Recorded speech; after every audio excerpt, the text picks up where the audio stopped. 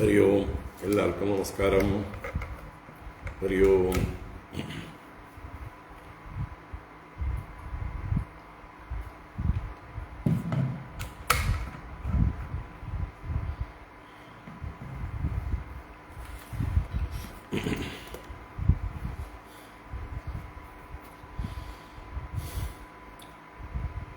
ഓം.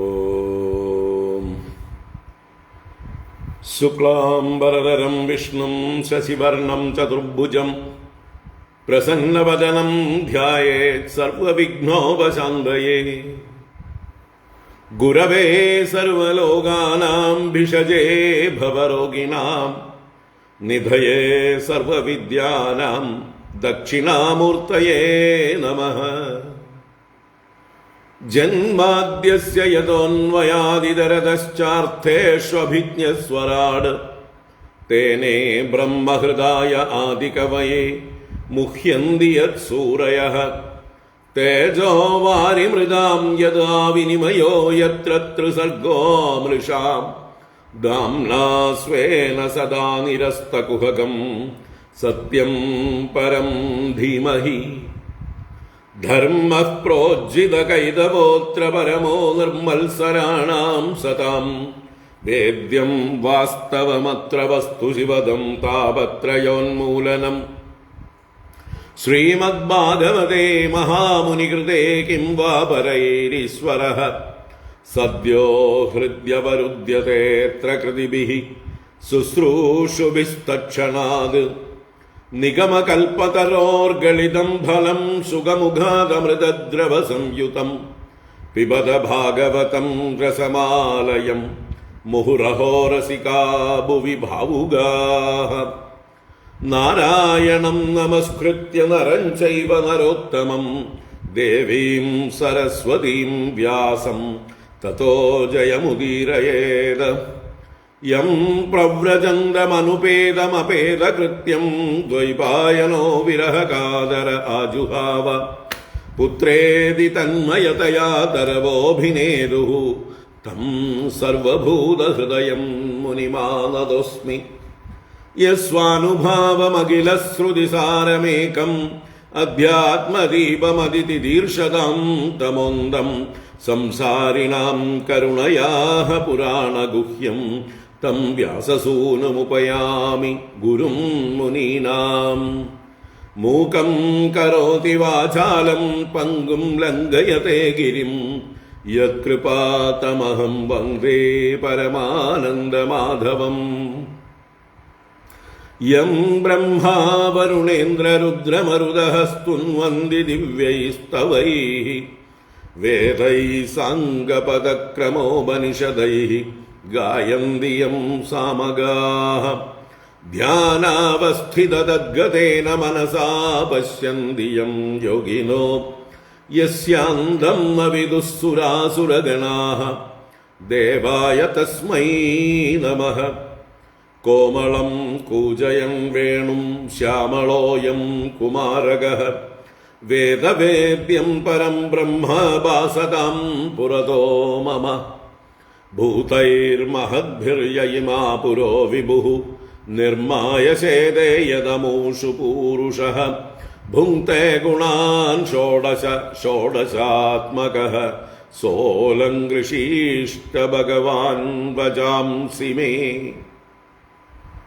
സച്ചിദാനന്ദരൂപായ വിശ്വോത്പത്യാദിഹേതവേ താപത്രയ വിനാശായ ശ്രീകൃഷ്ണായ വയം നുമഃ.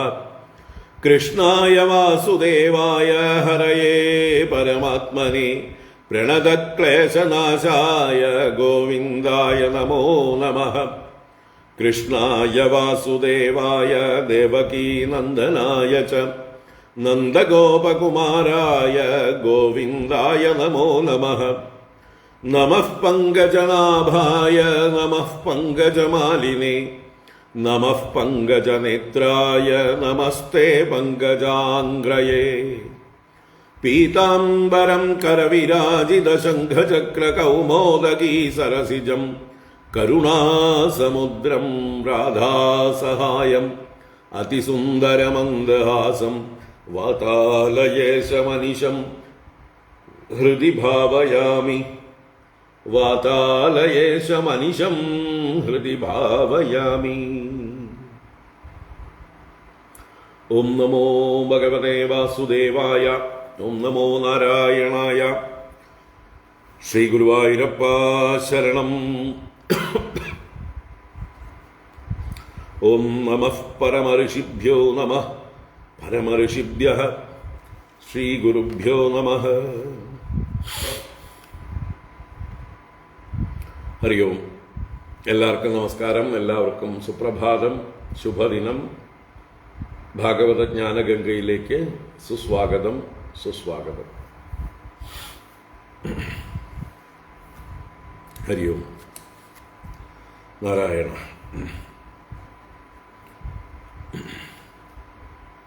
ഭാഗവത ജ്ഞാനഗംഗ ദശമസ്കന്ധത്തിലെ 79-ാം അധ്യായത്തിലേക്ക് പ്രവേശിക്കുകയാണ്.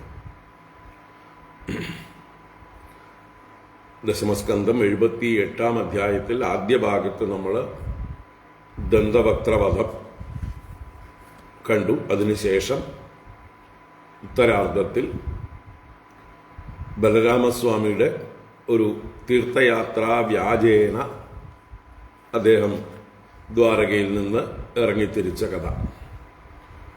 ഭാരതത്തിൽ പല തീർത്ഥങ്ങളിലും സഞ്ചരിച്ച് നൈമിഷാരണ്യത്തിൽ എത്തിയതും അവിടെ ശൗനകാദി ഋഷീശ്വരന്മാർ അദ്ദേഹത്തെ സൽക്കരിച്ചതും, എന്നാൽ ബ്രഹ്മ ആസനത്തിലിരിക്കുന്ന സൂതൻ മാത്രം അവിടുന്ന് ഇളകിയില്ല, ഇറങ്ങി വന്നില്ല, തന്നെ ബഹുമാനിച്ചില്ല എന്ന് കണ്ട് കോപിച്ച് അദ്ദേഹത്തിൻ്റെ ശിരസ് ഛേദിച്ച് കളയുന്നതും, അത് മഹാപാപമായി ബ്രഹ്മഹത്യയായി എന്ന് ബ്രാഹ്മണരെല്ലാവരും പറഞ്ഞപ്പോൾ അതിന് സ്വയം പ്രായശ്ചിത്തം ചെയ്യാൻ തയ്യാറാവുന്നതും ആയിട്ടുള്ള ഭാഗങ്ങളായിരുന്നു നമ്മൾ ഇന്നലെ കണ്ടത്. അതിൻ്റെ തുടർച്ചയായിട്ട് അദ്ദേഹം ചെയ്യുന്ന ആ പ്രായശ്ചിത്തങ്ങളാണ്.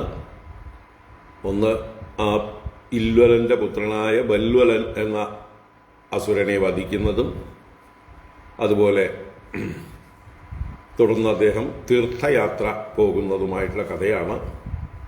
നമുക്ക് ആദ്യം വായിക്കാം. വായിച്ച് വിഷയത്തിലേക്ക് വരാം.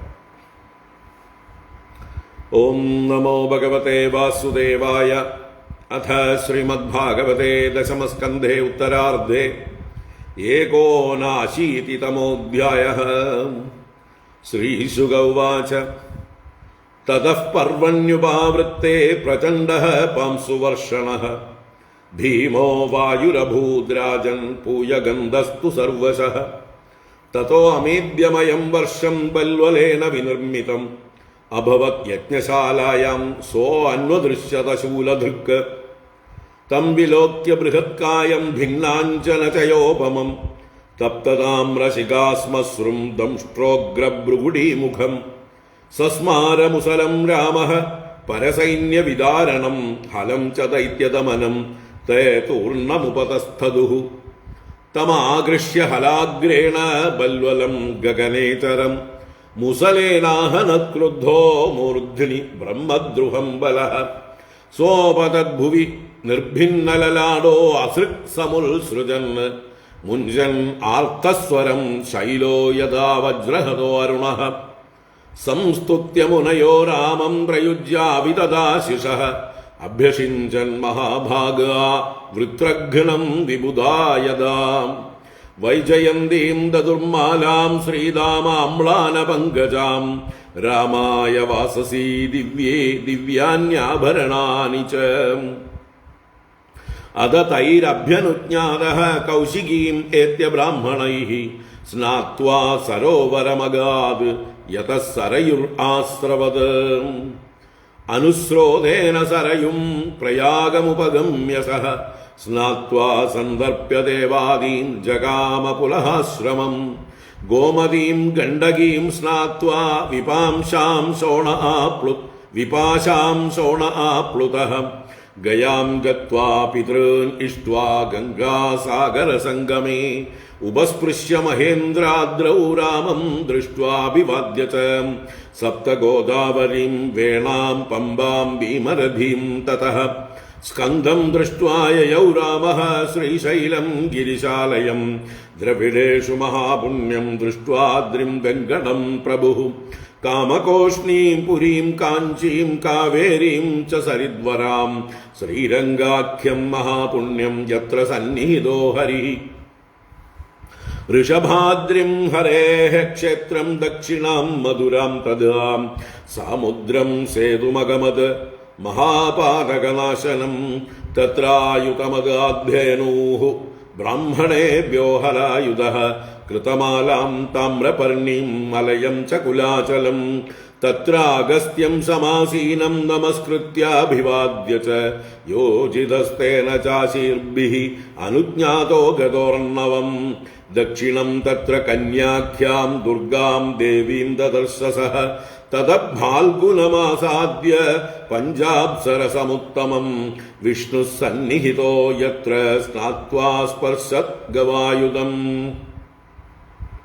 തതോ അഭിവ്രജ്യ ഭഗവാൻ കേരളാൻ തു ത്രികർത്തകാൻ ഗോകർണാഖ്യം ശിവക്ഷേത്രം സാന്നിധ്യം യത്ര ദുർജടേഃ ആര്യാം ദ്വൈപായനീം ദൃഷ്ട്വാ ശൂർപാരകമഗാത് ബലഃ താപീം പയോഷ്ണീം നിർവിന്ദ്യാം ഉപസ്പൃശ്യാദണ്ഡകം പ്രവിശ്യ രേവാം അഗമത് യത്ര മാഹിഷ്മതി പുരീ മനുതീർത്ഥമുപസ്പൃശ്യ പ്രഭാസം പുനരാഗമത് ശ്രുത്വാ ദ്വിജൈകഥ്യമാനം കുരു പാണ്ഡവ സംയുഗേ സർവരാജന്യനിധനം ഭാരം മേനേ ഹൃദംബുവഃ സ ഭീമദുര്യോധനയോർഗദാഭ്യാം യുധ്യതോർമൃധേ വാരയിഷ്യൻ വിനശനം ജഗാമയതു നന്ദനഃ യുധിഷ്ഠിരസ്തു തം ദൃഷ്ട്വാ യമൗ കൃഷ്ണാർജുനൗ അപി അഭിവാദ്യാഭവൻ തൂഷ്ണീം കിം വിവിക്ഷുർ ഇഹാഗതഃ ഗദാപാണി ഉഭൗ ദൃഷ്ട്വാ സംരബ്ധൗ വിജയൈഷിണൗ മണ്ഡലാനി വിചിത്രാണി ചരന്തൗ ഇദമബ്രവീത് യുവാം തുല്യബലൗ വീരൗ ഹേ രാജൻ ഹേ മൃഗോദര ഏകം പ്രാണാധികം മന്യേ ഉതൈകം ശിക്ഷയാധികം തസ്മാദേകധരസ്യേഹ യുവയോഃ സമവീര്യയോഃ ന ലക്ഷ്യത്തെ ജയോന്യോ വാ വിരമതു അബലോരണഃ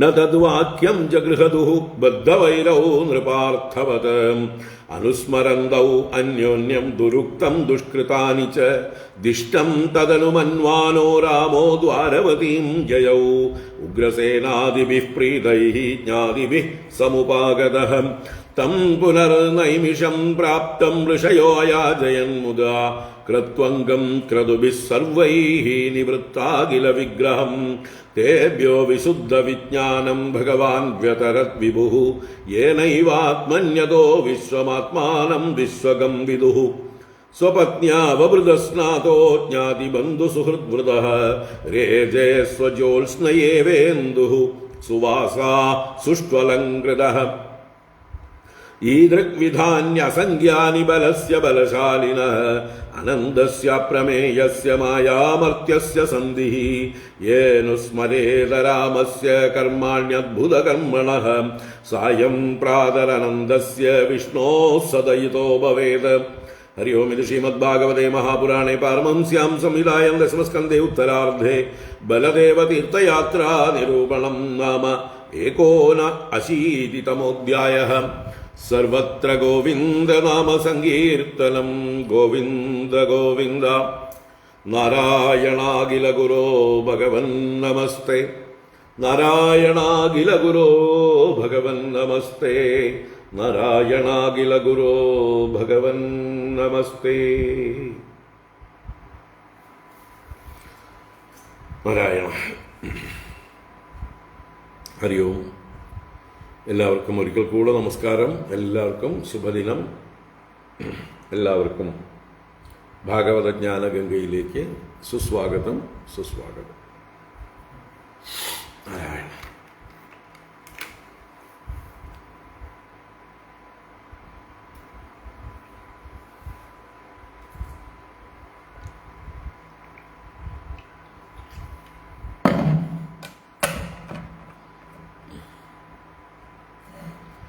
നാരായണ.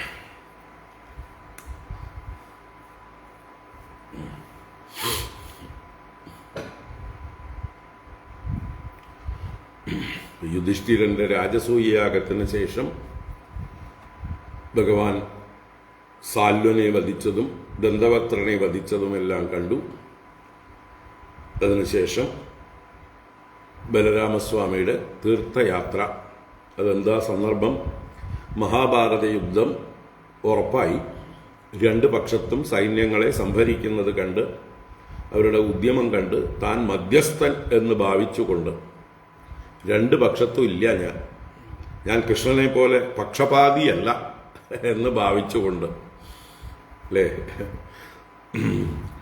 കൃഷ്ണനെ പക്ഷപാതി എന്ന് പലരും കരുതും. പക്ഷെ കൃഷ്ണൻ തന്നെ ആവർത്തിച്ച് പറയുന്നുണ്ട്, നമേ ദ്വേഷ്യോസ്തി ന പ്രിയ, എനിക്ക് ആരോടും ദ്വേഷവും പ്രിയവും ഇല്ല. കൃഷ്ണൻ ഒരൊറ്റ പക്ഷമേ ഉള്ളൂ, ധർമ്മപക്ഷം. ആ പക്ഷപാതിയാണ്. അങ്ങനെ പറയുകയാണെങ്കിൽ കൃഷ്ണൻ ഏതെങ്കിലും പക്ഷത്തോട് അല്പം ചായ്വുണ്ടെങ്കിൽ, ഏതെങ്കിലും പക്ഷത്തിൻ്റെ കൂടെ നിന്ന് അവരെ രക്ഷിക്കുന്നുണ്ടെങ്കിൽ അത് ധർമ്മപക്ഷം എന്നാണ് മനസ്സിലാക്കേണ്ടത്. അപ്പോൾ ധർമ്മപക്ഷത്തിൽ സ്ഥിതി ചെയ്യുന്നവരായ പാണ്ഡവന്മാരുടെ കൂടെയാണ് ഭഗവാൻ. എന്തായാലും ദുര്യോധനനോടുള്ള അമിത വാത്സല്യം കൊണ്ട് ബലരാമസ്വാമി അവിടെ നിൽക്കുന്നില്ല. തീർത്ഥയാത്ര വ്യാജേന പുറപ്പെട്ടു. എല്ലായിടത്തും സഞ്ചരിച്ച് നൈമിഷാരണ്യത്തിലെത്തി. അവിടെ ആ ബ്രഹ്മാസനത്തിലിരിക്കുന്ന സൂതൻ ലോമഹർഷണൻ, വ്യാസശിഷ്യനായ ലോമഹർഷണൻ തന്നെ ബഹുമാനിച്ചില്ല എന്നതുകൊണ്ട് ദേഷ്യം വന്ന് അദ്ദേഹത്തിന്റെ ശിരസ് തന്റെ കയ്യിലിരിക്കുന്ന ദർഭ കൊണ്ട് തന്നെ ഛേദിച്ചു കളഞ്ഞു എന്നാണ്. അപ്പോൾ ഈ അവിടെയുള്ള ബ്രാഹ്മണരെല്ലാവരും മുനിമാരും എല്ലാവരും പറഞ്ഞു, ഇത് വലിയ അധർമ്മം അങ്ങയാൽ ചെയ്യപ്പെട്ടു. അദ്ദേഹം ബ്രഹ്മാസനത്തിൽ ഇരിക്കുന്ന ഞങ്ങളാണ് അദ്ദേഹത്തെ അവിടെ പിടിച്ചിരുത്തിയിട്ടുള്ളത്. അദ്ദേഹം വലിഞ്ഞു കയറി വന്നിരുന്നതല്ല. എല്ലാവരെയും ധിക്കരിച്ചു കൊണ്ടുവന്നിരുന്നതല്ല. ഞങ്ങൾ അദ്ദേഹത്തെ ആസനം കൊടുത്ത് ഇരുത്തിയതാണ്. ഞങ്ങൾ അദ്ദേഹത്തിന് ദീർഘായുസ്, ഈ പരിപാടി കഴിയുന്നത് വരയ്ക്കുള്ള ആയുസ് കൊടുത്തിട്ടുണ്ട്. അതൊക്കെ ഇപ്പോൾ അങ്ങ് തെറ്റിച്ചു. അപ്പോൾ അതിന് ഉടനെ തന്നെ അദ്ദേഹം സ്വയം പറഞ്ഞു, ഞാൻ അദ്ദേഹത്തെ ജീവിപ്പിക്കാം എൻ്റെ യോഗശക്തി കൊണ്ട്. അപ്പോൾ ശൗനകാദികൾ പറഞ്ഞു, അത് വേണ്ട, അങ്ങേക്ക് ക്ഷീണം സംഭവിക്കും. അതുകൊണ്ട് അങ്ങ് അദ്ദേഹത്തിൻ്റെ പുത്രനെ ആയുഷ്മാനാക്കി ഈ സ്ഥാനത്ത് അഭിഷേകം ചെയ്താൽ മതി. പിതാവും പുത്രനും ഒന്നു തന്നെയാണെന്നാണല്ലോ ശാസ്ത്രങ്ങൾ വിധിച്ചിട്ടുള്ളത്. അപ്രകാരം ചെയ്യാമെന്ന് ബലരാമസ്വാമിയും ചെയ്തു. അങ്ങനെ പുത്രനായ ഉഗ്രസ്രവസിനെ സൂതപീഠത്തിൽ അല്ലെങ്കിൽ ബ്രഹ്മാസനത്തിൽ ഇരുത്തി അഭിഷേകം ചെയ്ത് ആയുസ്സെല്ലാം അനുഗ്രഹിച്ചു കൊടുത്തു. ഇനി ഞാൻ എന്താണ് ചെയ്യേണ്ടത് എന്ന് ചോദിച്ചതിന്, അങ്ങ് ഇനി ആ ഇല്വലന്റെ മകനായ ബൽവലൻ ഞങ്ങളെ ഉപദ്രവിച്ചുകൊണ്ടിരിക്കുന്നു. പർവണി ആഗത്യ ഞങ്ങളുടെ യാഗങ്ങളും കർമ്മങ്ങളും ഒക്കെ മലിനമാക്കി മുടക്കുന്നു. അവനെ വധിക്കണം. അത് കഴിഞ്ഞ് അങ്ങ് തീർത്ഥയാത്ര, ഒരു വർഷം 12 മാസം നീണ്ടു നിൽക്കുന്ന ഒരു തീർത്ഥയാത്ര ഭാരതം മുഴുവൻ സഞ്ചരിക്കണം എന്നും കൂടി പറഞ്ഞു. അപ്പോൾ അതനുസരിച്ച് ബലരാമസ്വാമി ആ ബല്വലനെ വധിക്കുന്നതും തുടർന്ന് തീർത്ഥയാത്ര പോകുന്നതുമായിട്ടുള്ള ഭാഗമാണ് നമ്മൾ വായിച്ചത്. നമുക്ക് ഓരോ ശ്ലോകങ്ങളായിട്ട് കാണാം. ഓം നമോ ഭഗവതേ വാസുദേവായ. അഥ ശ്രീമദ്ഭാഗവതേ ദശമസ്കന്ധേ 89-തമോऽധ്യായഃ. ശ്രീശുക ഉവാച തതഃ പർവണ്യുപാവൃത്തേ പ്രചണ്ഡഃ പാംസുവർഷണഃ ഭീമോ വായുരഭൂദ്രാജൻ പൂയഗന്ധസ്തു സർവശഃ. തതോ അമേഭ്യമയം വർഷം ബൽവലേന വിനിർമ്മിതം അഭവത് യജ്ഞശാലായാം സോऽന്വദൃശ്യത ശൂലധൃക്. തം വിലോക്യ ബൃഹത്കായം ഭിന്നാഞ്ചലചയോപമം തപ്ത താമ്രശിഖാസ്മശ്രും ദംഷ്ട്രോഗ്രഭൃഗുടീമുഖം.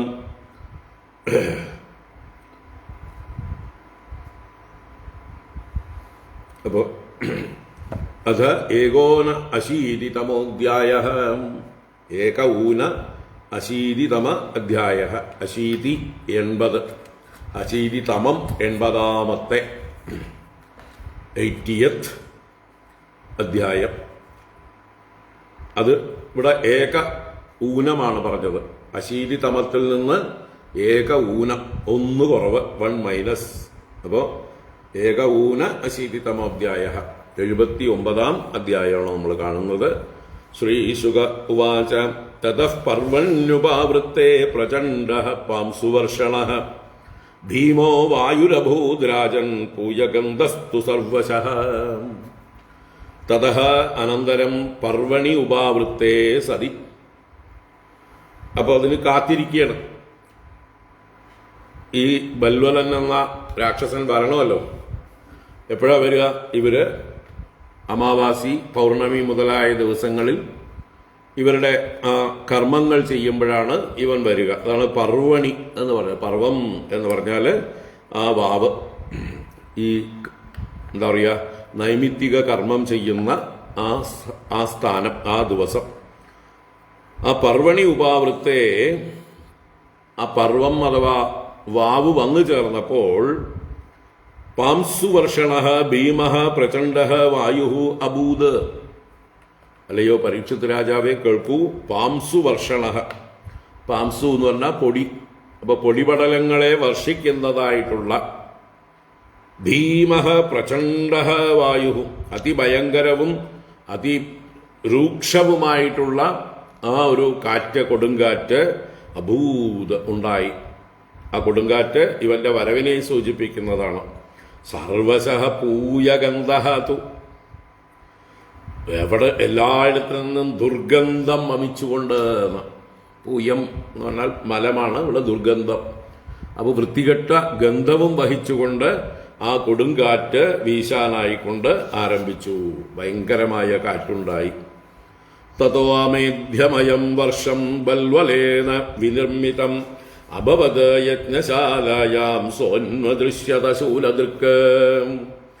തതഃ അനന്തരം ബൽവലേന വിനിർമ്മിതം, ആ ബൽവലൻ എന്ന അസുരനാൽ നിർമ്മിക്കപ്പെട്ടതായിട്ടുള്ള, മായ കൊണ്ട് ചെയ്യപ്പെട്ടതായിട്ടുള്ള അമേധ്യമയം വർഷം, അമേധ്യം നിറഞ്ഞതായിട്ടുള്ള വർഷം, വൃത്തികെട്ട മലാധികൾ നിറഞ്ഞതായിട്ടുള്ള വർഷം, മഴ. യജ്ഞശാലായാം അഭവത്, ആ യജ്ഞശാലയിൽ വന്ന് പൊഴിയുകയാണ്. ശൂലദൃക്ക് സഹ അന്വദൃശ്യത, അതിന്റെ പുറകെ അതിന്റെ എന്താ പറയുക, നിർമ്മാതാവും വരുന്നുണ്ട്, ഡയറക്ടറും വരുന്നുണ്ട്. ആരാണ്? ശൂലദൃക്കായിട്ടുള്ള സഹ, ശൂലം ധരിച്ചുകൊണ്ടുള്ള ആ ബൽവലൻ വരവായി. അന്വദൃശ്യത, പിന്നാലെ കണ്ടു എന്നാണ് ഇതിന്. അനു എന്ന് പറഞ്ഞാൽ ആഫ്റ്റർ ദിസ്, എന്താ പറയുക, വലിയ മഴ. ഈ മഴയ്ക്ക് ശേഷം കണ്ടു. മഴയുടെ പുറകെ അതിന്റെ ഉടമസ്ഥൻ വരികയാണ്, ഞാനാണ് ഇതിന്റെ ആള് എന്ന് പ്രകടിപ്പിച്ചുകൊണ്ട് പിന്നാലെ കണ്ടു. അന്വദൃശ്യത.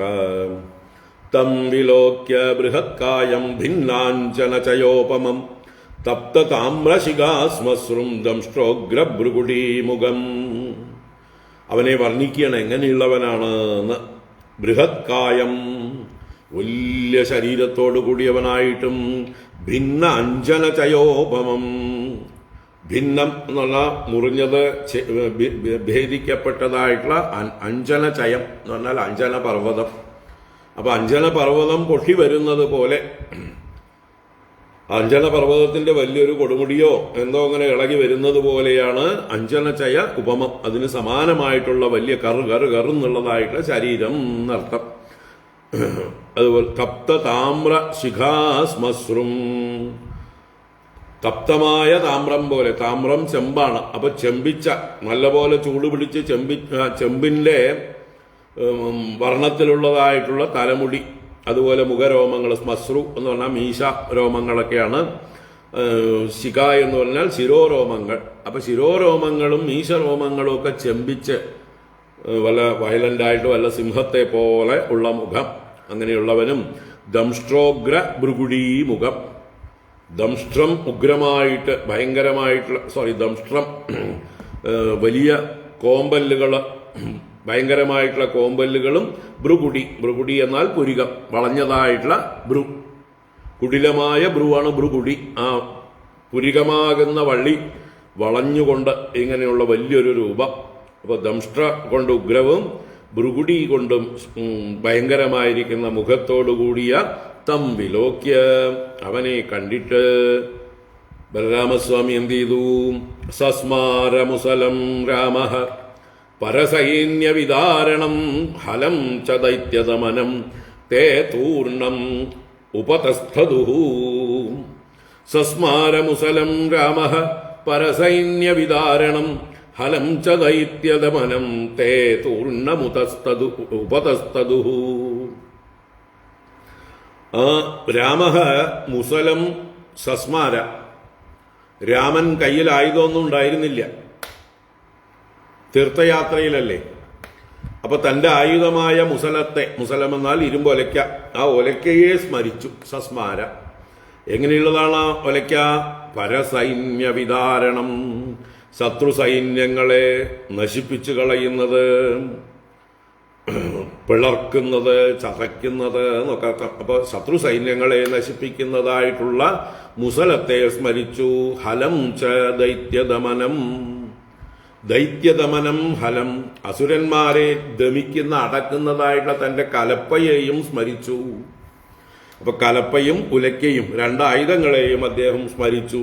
തേ തൂർണം ഉപതസ്തതുഹു, തേ ആ രണ്ടായുധങ്ങളും മുസലം ച ഹലം ച രണ്ടും കൂടി ദ്വിവചനത്തിൽ തേ എന്നെടുക്കണം. അത് രണ്ടും തേ, തേ ദ്വൗ അല്ലെങ്കിൽ തേ ദ്വേ എന്ന് പറയാം. ഇവിടെ നപുംസകലിംഗമാണ്. അപ്പൊ ദ്വേ അതെന്താ? ഈ തൂർണം ഉപതസ്ഥതുഹു, തൂർണം പെട്ടെന്ന് തന്നെ ഭഗവാൻ സ്മരിച്ചതോടുകൂടി തന്നെ ഉപതസ്ഥതുഹു, ഉപതസ്തതുഹു, തസ്തു ഏകവചനം, തസ്തതുഹു ബഹുവചനം, സോറി ദ്വിവചനം. ഉപതസ്തതുഹു രണ്ടും വന്ന് സമീപത്ത് വന്നു നിന്നു എന്നാണ് അർത്ഥം. ഉപസ്ഥാനം ചെയ്തു, സേവിച്ചുകൊണ്ട് നിന്നു എന്നൊക്കെ അർത്ഥം. ഉപാസന, ഉപസ്ഥിതി എന്നൊക്കെ പറഞ്ഞാൽ സേവ എന്നും കൂടി അർത്ഥമുണ്ട്. അപ്പൊ സമീപത്ത് വന്ന് ബലരാമസ്വാമിയെ സേവിച്ചുകൊണ്ട് ഞങ്ങൾ എന്താ ചെയ്യേണ്ടത് എന്ന മട്ടിൽ കിങ്കരന്മാരെ പോലെ, അവരൊക്കെ ദേവതകളാണ്, ആ ദേവതകൾ ഇവിടെ മുസലവും ഹലവുമായിട്ടുള്ള രൂപത്തിൽ ഭഗവാനെ വന്ന് ബലരാമസ്വാമിയെ വന്ന് സേവിച്ചു. തമാകൃഷ്യ ഹലാഗ്രേണ ബൽവലം ഗഗനേചരം മുസലേനാഹനത് ക്രുദ്ധോ മൂർധ്നി ബ്രഹ്മദ്രുഹം ബലഃ. തമാകൃഷ്യ ഹലാഗ്രേണ ബൽവലം ഗഗനേചരം മുസലേനാഹനത് ക്രുദ്ധോ മൂർധ്നി ബ്രഹ്മദ്രുഹം ബലഃ. ഭഗവാൻ എന്ത് ചെയ്തു? ബലഹ എന്ന് പറയുന്നുണ്ട്. ബലരാമസ്വാമി ഗഗനേചരം ബൽവലം തം ഹലാഗ്രേണ ആകൃഷ്യ. ഗഗനേചരം ആകാശത്തില് ശൂലവുമായിട്ട് സഞ്ചരിക്കുകയാണ് ഇവൻ ഭയപ്പെടുത്തിക്കൊണ്ട്, ഈ ബൽവലൻ. അപ്പൊ ഗഗനേചരനായിരിക്കുന്ന തം ബൽവലം, ആ ബൽവലനെ ഹലാഗ്രേണ ആകൃഷ്യ, തന്റെ കലപ്പയുടെ ഒരു ഭാഗം കൊണ്ട്, കലപ്പ അതിന്റെ ആകൃതി ഒരു തോട്ടി പോലെ ഇരിക്കുമല്ലോ, അപ്പൊ അതിനെ ഒന്ന് നല്ലോണം ആകാശത്തേക്ക് നീട്ടിയിട്ട് അതിന്റെ അറ്റം കൊണ്ട് കൊക്കി കൊണ്ട് വലിക്കും പോലെ ഇവനെ കഴുത്തിലിട്ട് വലിച്ചു എന്നർത്ഥം. താഴേക്ക് വലിച്ചു. ഹലാഗ്രേണ ആകൃഷ്യ, ഇങ്ങോട്ടേക്ക് താഴോട്ടേക്ക് വലിച്ച് ക്രുദ്ധ ബലഹ, ക്രുദ്ധനായ ബലരാമസ്വാമി ബ്രഹ്മദ്രുഹം, ഈ ബ്രാഹ്മണരെ ഉപദ്രവിക്കുന്ന അവനെ, ആ ബൽവലനെ മുസലേന മൂർധ്നി അഹനത്, തന്റെ കയ്യിലുള്ള ആ ഒലയ്ക്ക കൊണ്ട്, മുസലം കൊണ്ട് അവന്റെ മൂർധാവിൽ പ്രഹരിച്ചു. അപ്പൊ കലപ്പ താഴേക്ക് വലിക്കാനും ഒലയ്ക്ക തലയ്ക്ക് അടിക്കാനുമായിട്ട് ഭഗവാൻ ഉപയോഗിച്ചു എന്നർത്ഥം. മൂർധ്നി അഹനത്. സോപതദ്ഭുവി നിർഭിന്നലലാടോ അസൃക് സമുത്സൃജൻ മുഞ്ചൻ ആർത്തസ്വരം ശൈലോ യഥാ വജ്രഹതോ അരുണഃ. സോപതദ്ഭുവി നിർഭിന്നലലാടോ അസൃക് സമുത്സൃജൻ മുഞ്ചൻ ആർത്തസ്വരം ശൈലോ യഥാ വജ്രഹതോ അരുണഃ. സഹ അപതത് ഭുവി, സഹ അവൻ, ആ ബൽവലൻ, ഭുവി അപതത് ഭൂമിയിൽ പതിച്ചു. ഭഗവാൻ വലിച്ച വലിയിൽ തന്നെ പതിക്കും. അത് കഴിഞ്ഞ് തലക്കിട്ട് ഒരു അടിയും കൂടി ഒലയ്ക്ക കൊണ്ട് കൊടുത്താലോ ചതഞ്ഞു വീണു എന്നർത്ഥം. നിർഭിന്ന ലലാട. ലലാടം നെറ്റി, തല എന്നൊക്കെ അർത്ഥമാണ്. തലയോട് നെറ്റി ഇതിനൊക്കെ ലലാടം എന്ന് പറയാം. അപ്പൊ തല പിളർന്നിട്ട് നിർഭിന്ന, ഒലയ്ക്ക കൊണ്ടുള്ള അടികൊണ്ട് ലലാടം പിളർന്നവനായിട്ട്, നിർഭിന്ന ലലാട, പൊളിഞ്ഞ തലയോട്ടോടുകൂടിയവനായിട്ട്, സഹ അസൃക് സമുത്സൃജന്, രക്തത്തെ നല്ലതുപോലെ ഉത്സർജിക്കുന്നവനായിട്ട്, ഛർദിക്കുകയും പുറത്തേക്ക് എല്ലാ വഴിക്കും പോവുകയും ചെയ്യുന്നവനായിട്ട്. അസൃക്ക് എന്ന് പറഞ്ഞാൽ രക്തം. അപ്പൊ രക്തത്തെ ഉത്സർജിച്ചുകൊണ്ട് ആർത്തസ്വരം മുഞ്ചൻ, ദീനമായിട്ടുള്ള ആ ഒരു സ്വരത്തെ മോചിപ്പിച്ചിട്ട് അയ്യോ എന്നെ കൊല്ലുന്നേ എന്ന് പറഞ്ഞ് ശബ്ദമുണ്ടാക്കിക്കൊണ്ട് ആർത്തസ്വരം മുഞ്ചന് അരുണഃ വജ്രഹതഃ ശൈലഃ യഥാ ഭുവി അപതത്. അരുണഃ, ഇവിടെ ചുവന്ന വർണ്ണമായി. അഞ്ജന ശൈലം പോയിട്ട് രക്തം കൊണ്ട് കുളിച്ച് ചുവന്ന ശരീരമായി. ഇപ്പൊ ചുവന്ന ശരീരത്തോടുകൂടി എന്ത് ചെയ്തു? വജ്രഹതഃ ശൈലഃ യഥാ, ഇന്ദ്രൻ പർവ്വതങ്ങളുടെ ചിറകുകൾ അരിഞ്ഞ് വീഴ്ത്തിയിട്ടുണ്ട് അല്ലേ? വജ്രായുധം കൊണ്ട് പല പർവ്വതങ്ങളും പറന്നു നടന്നിരുന്നപ്പോൾ അവയുടെ ചിറകുകളെ അരിഞ്ഞ് ഭൂമിയിൽ വീഴ്ത്തിയിട്ടുണ്ട്.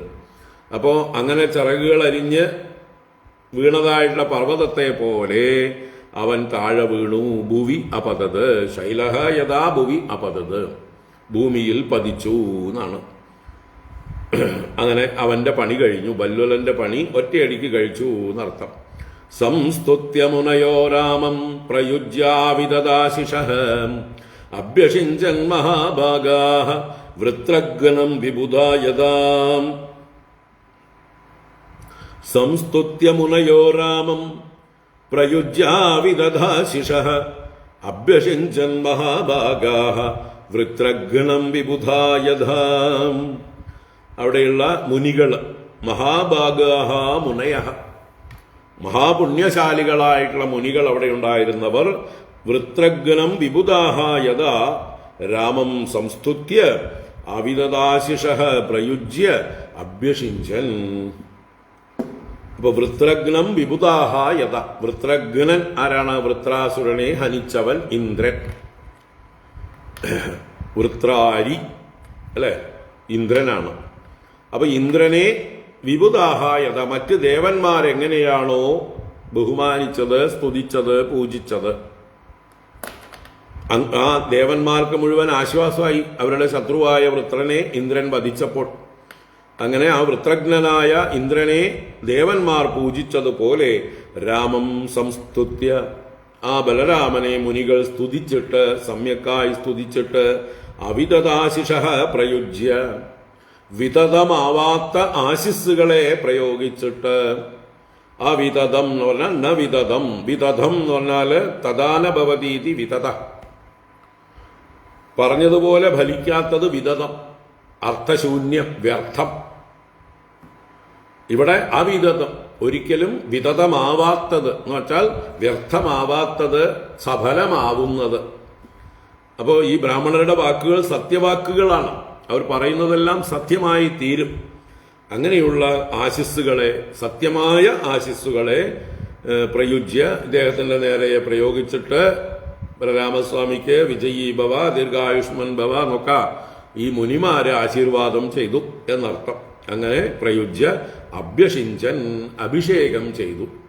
ബലരാമസ്വാമിയെ അവര് അഭിഷേകം ചെയ്തു എന്നർത്ഥം. എന്ന് വെച്ചാൽ അദ്ദേഹം ചെയ്ത ഈ ഒരു ഹിംസയുടെ ദോഷവും മുമ്പ് ചെയ്ത ബ്രഹ്മഹത്യയുടെ ദോഷവും എല്ലാം പോകാനായിക്കൊണ്ട് പ്രാർത്ഥിച്ചുകൊണ്ട് സങ്കല്പിച്ചുകൊണ്ട് അവര് അഭിഷേകാദികൾ ചെയ്തു. അത് കഴിഞ്ഞ് വൈജയന്തീം ദുർമാലാം ശ്രീദാമാമ്ലാന പങ്കജാം രാമായ വാസസി ദിവ്യേ ദിവ്യാനി ആഭരണാനി ച. വൈജയന്തീം ദുർമാലാം ശ്രീദാമാമ്ലാന പങ്കജാം രാമായ വാസസി ദിവ്യേ ദിവ്യാന്യാഭരണാനി ച.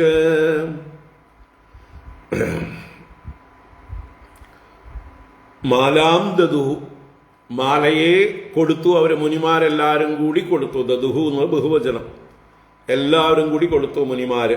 എന്ത് മാലയെ? വൈജയന്തിയും മാല, വൈജയന്തി എന്ന് പറയുന്ന മാല. അതെങ്ങനെയുള്ളതാണ്? ശ്രീധാമാംളാന പങ്കജാം. അത് ശ്രീയുടെ ധാമമാണ്. ശ്രീയുടെ ധാമം എന്ന് പറഞ്ഞാൽ ലക്ഷ്മി നിവാസം. ലക്ഷ്മിയുടെ വാസസ്ഥാനമായിരിക്കുന്നതും അമ്ലാനം എന്ന് പറഞ്ഞാൽ വാടാത്തത്, മ്ലാനമാകാത്തത്, വാടാത്ത പങ്കജത്തോടു കൂടിയ മാല. അപ്പൊ ലക്ഷ്മി നിവാസമായ വാടാത്ത താമരകൾ കൊണ്ടുണ്ടാക്കിയ വൈജയന്തി എന്ന മാലയെയും ദിവ്യേ വാസസി, ദിവ്യേ ദ്വേ, വാസസ് ഏകവചനം വാസഹ, അതിന്റെ ദ്വിവചനം വാസസി.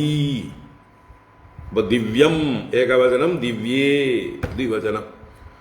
ദിവ്യങ്ങളായ രണ്ട് വാസസ്സുകളെ എന്ന് പറഞ്ഞാൽ വേഷ്ടിയും ഉത്തരീയവും, ഇങ്ങനെ രണ്ട് വാസസ്സുകളെ ദിവ്യേ വാസസി.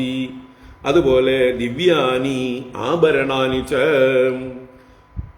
അപ്പോ ആഭരണങ്ങൾ ബഹുവചനം, മാല ഏകവചനം, വാസസ്സുകൾ ദ്വിവചനം.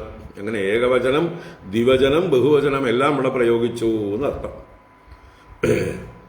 അപ്പോ രാമായ ദദുഹു, രാമനായിക്കൊണ്ട് നൽകി. ആര്? ഈ മുനികൾ, മുമ്പേ പറഞ്ഞ മുനയഹ എന്ന് പറഞ്ഞവർ, ശൗനകാദികൾ എന്നർത്ഥം. അപ്പൊ ആഭരണങ്ങളൊക്കെ കൊടുത്ത് അദ്ദേഹത്തെ പൂജിച്ചു. അധ തൈരഭ്യനുജ്ഞാതഃ കൗശികീം ഏത്യ ബ്രാഹ്മണൈഃ സ്നാത്വാ സരോവരമഗാദ് യതഃ സരയുർ ആശ്രവത്. അധ തൈരഭ്യനുജ്ഞാതഃ കൗശികീം ഏത്യ ബ്രാഹ്മണൈഃ സ്നാത്വാ സരോവരമഗാദ് യതഃ സരയുർ ആശ്രവത്.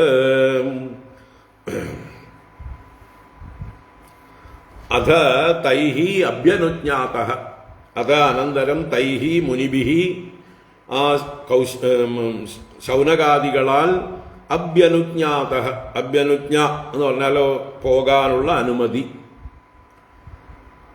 യാത്ര അനുമതി, അത് നൽകപ്പെട്ടവൻ. അഭ്യനുജ്ഞാതഃ നൽകപ്പെട്ടവനായിട്ട്, അനുവാദം നൽകപ്പെട്ടവനായിട്ട്.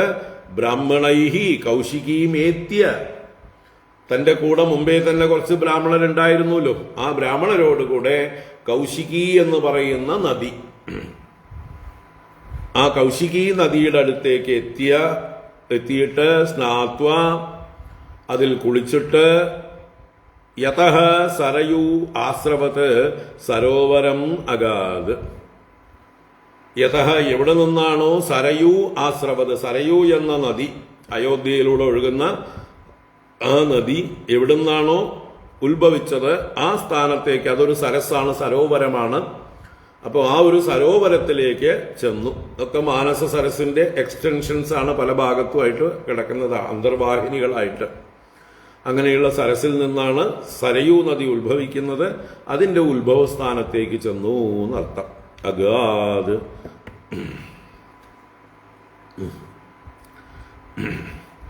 ഈ തീർത്ഥങ്ങളെയൊക്കെ സ്മരിക്കുന്നത് തന്നെ ഉത്തമം അല്ലേ? നമ്മൾക്ക് അവിടെ നിന്നും പോയി കുളിക്കാനൊന്നും പറ്റിയില്ലെങ്കിലും ഈ തുലാമാസം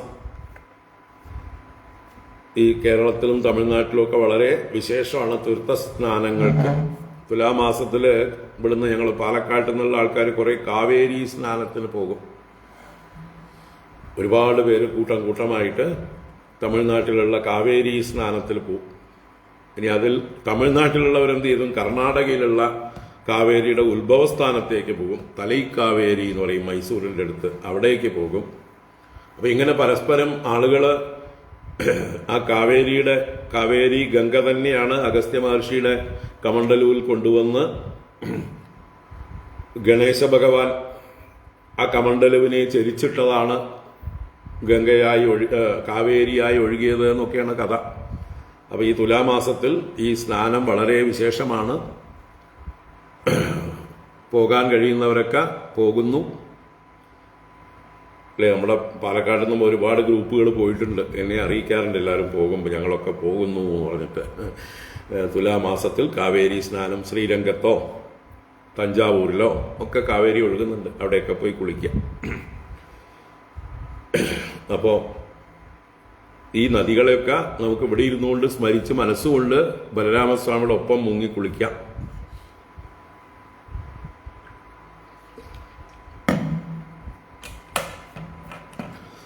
ആ സ്മരണ തന്നെ വിശേഷം എന്ന് പറയാം. ആവുന്നവര് പറ്റുന്ന തീർത്ഥങ്ങളിലൊക്കെ പോകണം. പാലക്കാട്ടുകാർ കാവേരിയിൽ പോയില്ലെങ്കിലും ഭാരതപ്പുഴയിലെങ്കിലും കുളിക്കാവുന്നതാണ്. ഭാരതപ്പുഴ ഏറ്റവും പവിത്രമായിട്ടുള്ള പുഴയാണ്. എറണാകുളത്തുകാർ അവിടെ പരിസരത്തുള്ളവർ പെരിയാറിൽ കുളിക്കാം.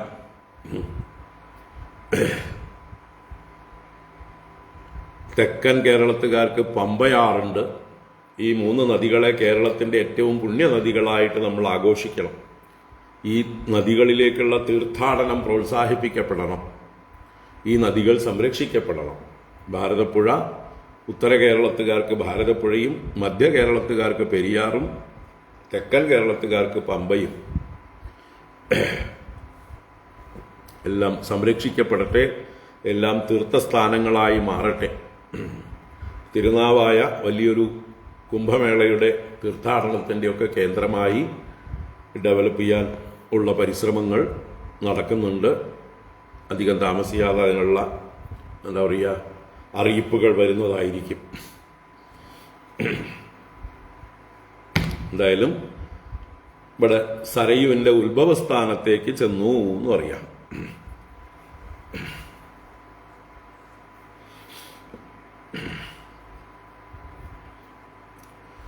കൂട്ടത്തിൽ പറഞ്ഞപ്പോൾ പാലക്കാട് പല ക്ഷേത്രങ്ങളിലും ഈ തുലാമാസത്തിൽ കാവേരി മാഹാത്മ്യം എന്നുള്ളതായിട്ടുള്ളൊരു ഗ്രന്ഥം വായിക്കും. കാവേരി മാഹാത്മ്യം 1 മാസം കൊണ്ട് വായിച്ചു തീർക്കുക. ചെറിയൊരു ഗ്രന്ഥമാണ്, പക്ഷെ അതിന് കഷ്ണം കഷ്ണമായിട്ട് 1 മാസം കൊണ്ട് വായിച്ചു തീർക്കുക എന്നുള്ളൊരു മുറ അങ്ങനെയുണ്ട്. ആർക്കെങ്കിലും കാവേരി മാഹാത്മ്യം എന്നുള്ള പുസ്തകം വേണമെങ്കിൽ നമ്മുടെ അടുത്ത് ഇഷ്ടം പോലെ സ്റ്റോക്ക് ഉണ്ട്, അയച്ചു തരാം. ഓർമ്മ വന്നപ്പോൾ പറഞ്ഞതാണ്. വേണ്ടവർക്ക് അയച്ചു തരാം. നാരായണ. അപ്പോൾ അനുസ്രോതേന സരയൂം, അപ്പോൾ സരയൂ നദിയിലേക്ക് പോയി എന്ന് പറഞ്ഞു. സരയുവിൻ്റെ ഉത്ഭവസ്ഥാനത്തേക്ക് പോയി എന്ന് പറഞ്ഞു. പിന്നെ തുടരുകയാണ്. അനുസ്രോതേന സരയൂം പ്രയാഗം ഉപഗമ്യ സഹ സ്നാത്വാ സന്ദർപ്യ ദേവാദീൻ ജഗാമ പുലഹാശ്രമം. അനുസ്രോതേന സരയൂം പ്രയാഗമുപഗമ്യ സഹ സ്നാത്വാ സന്ദർപ്യ ദേവാദീൻ ജഗാമ പുലഹാശ്രമം.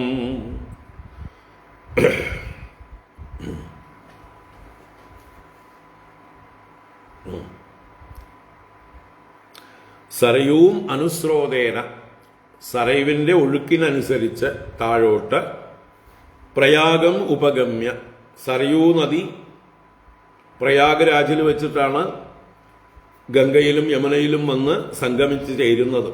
അപ്പം അങ്ങനെ പ്രയാഗത്തിലേക്ക് വന്ന് അലഹബാദ് ഇന്ന് പ്രയാഗ്രാജ് തന്നെയാണ്.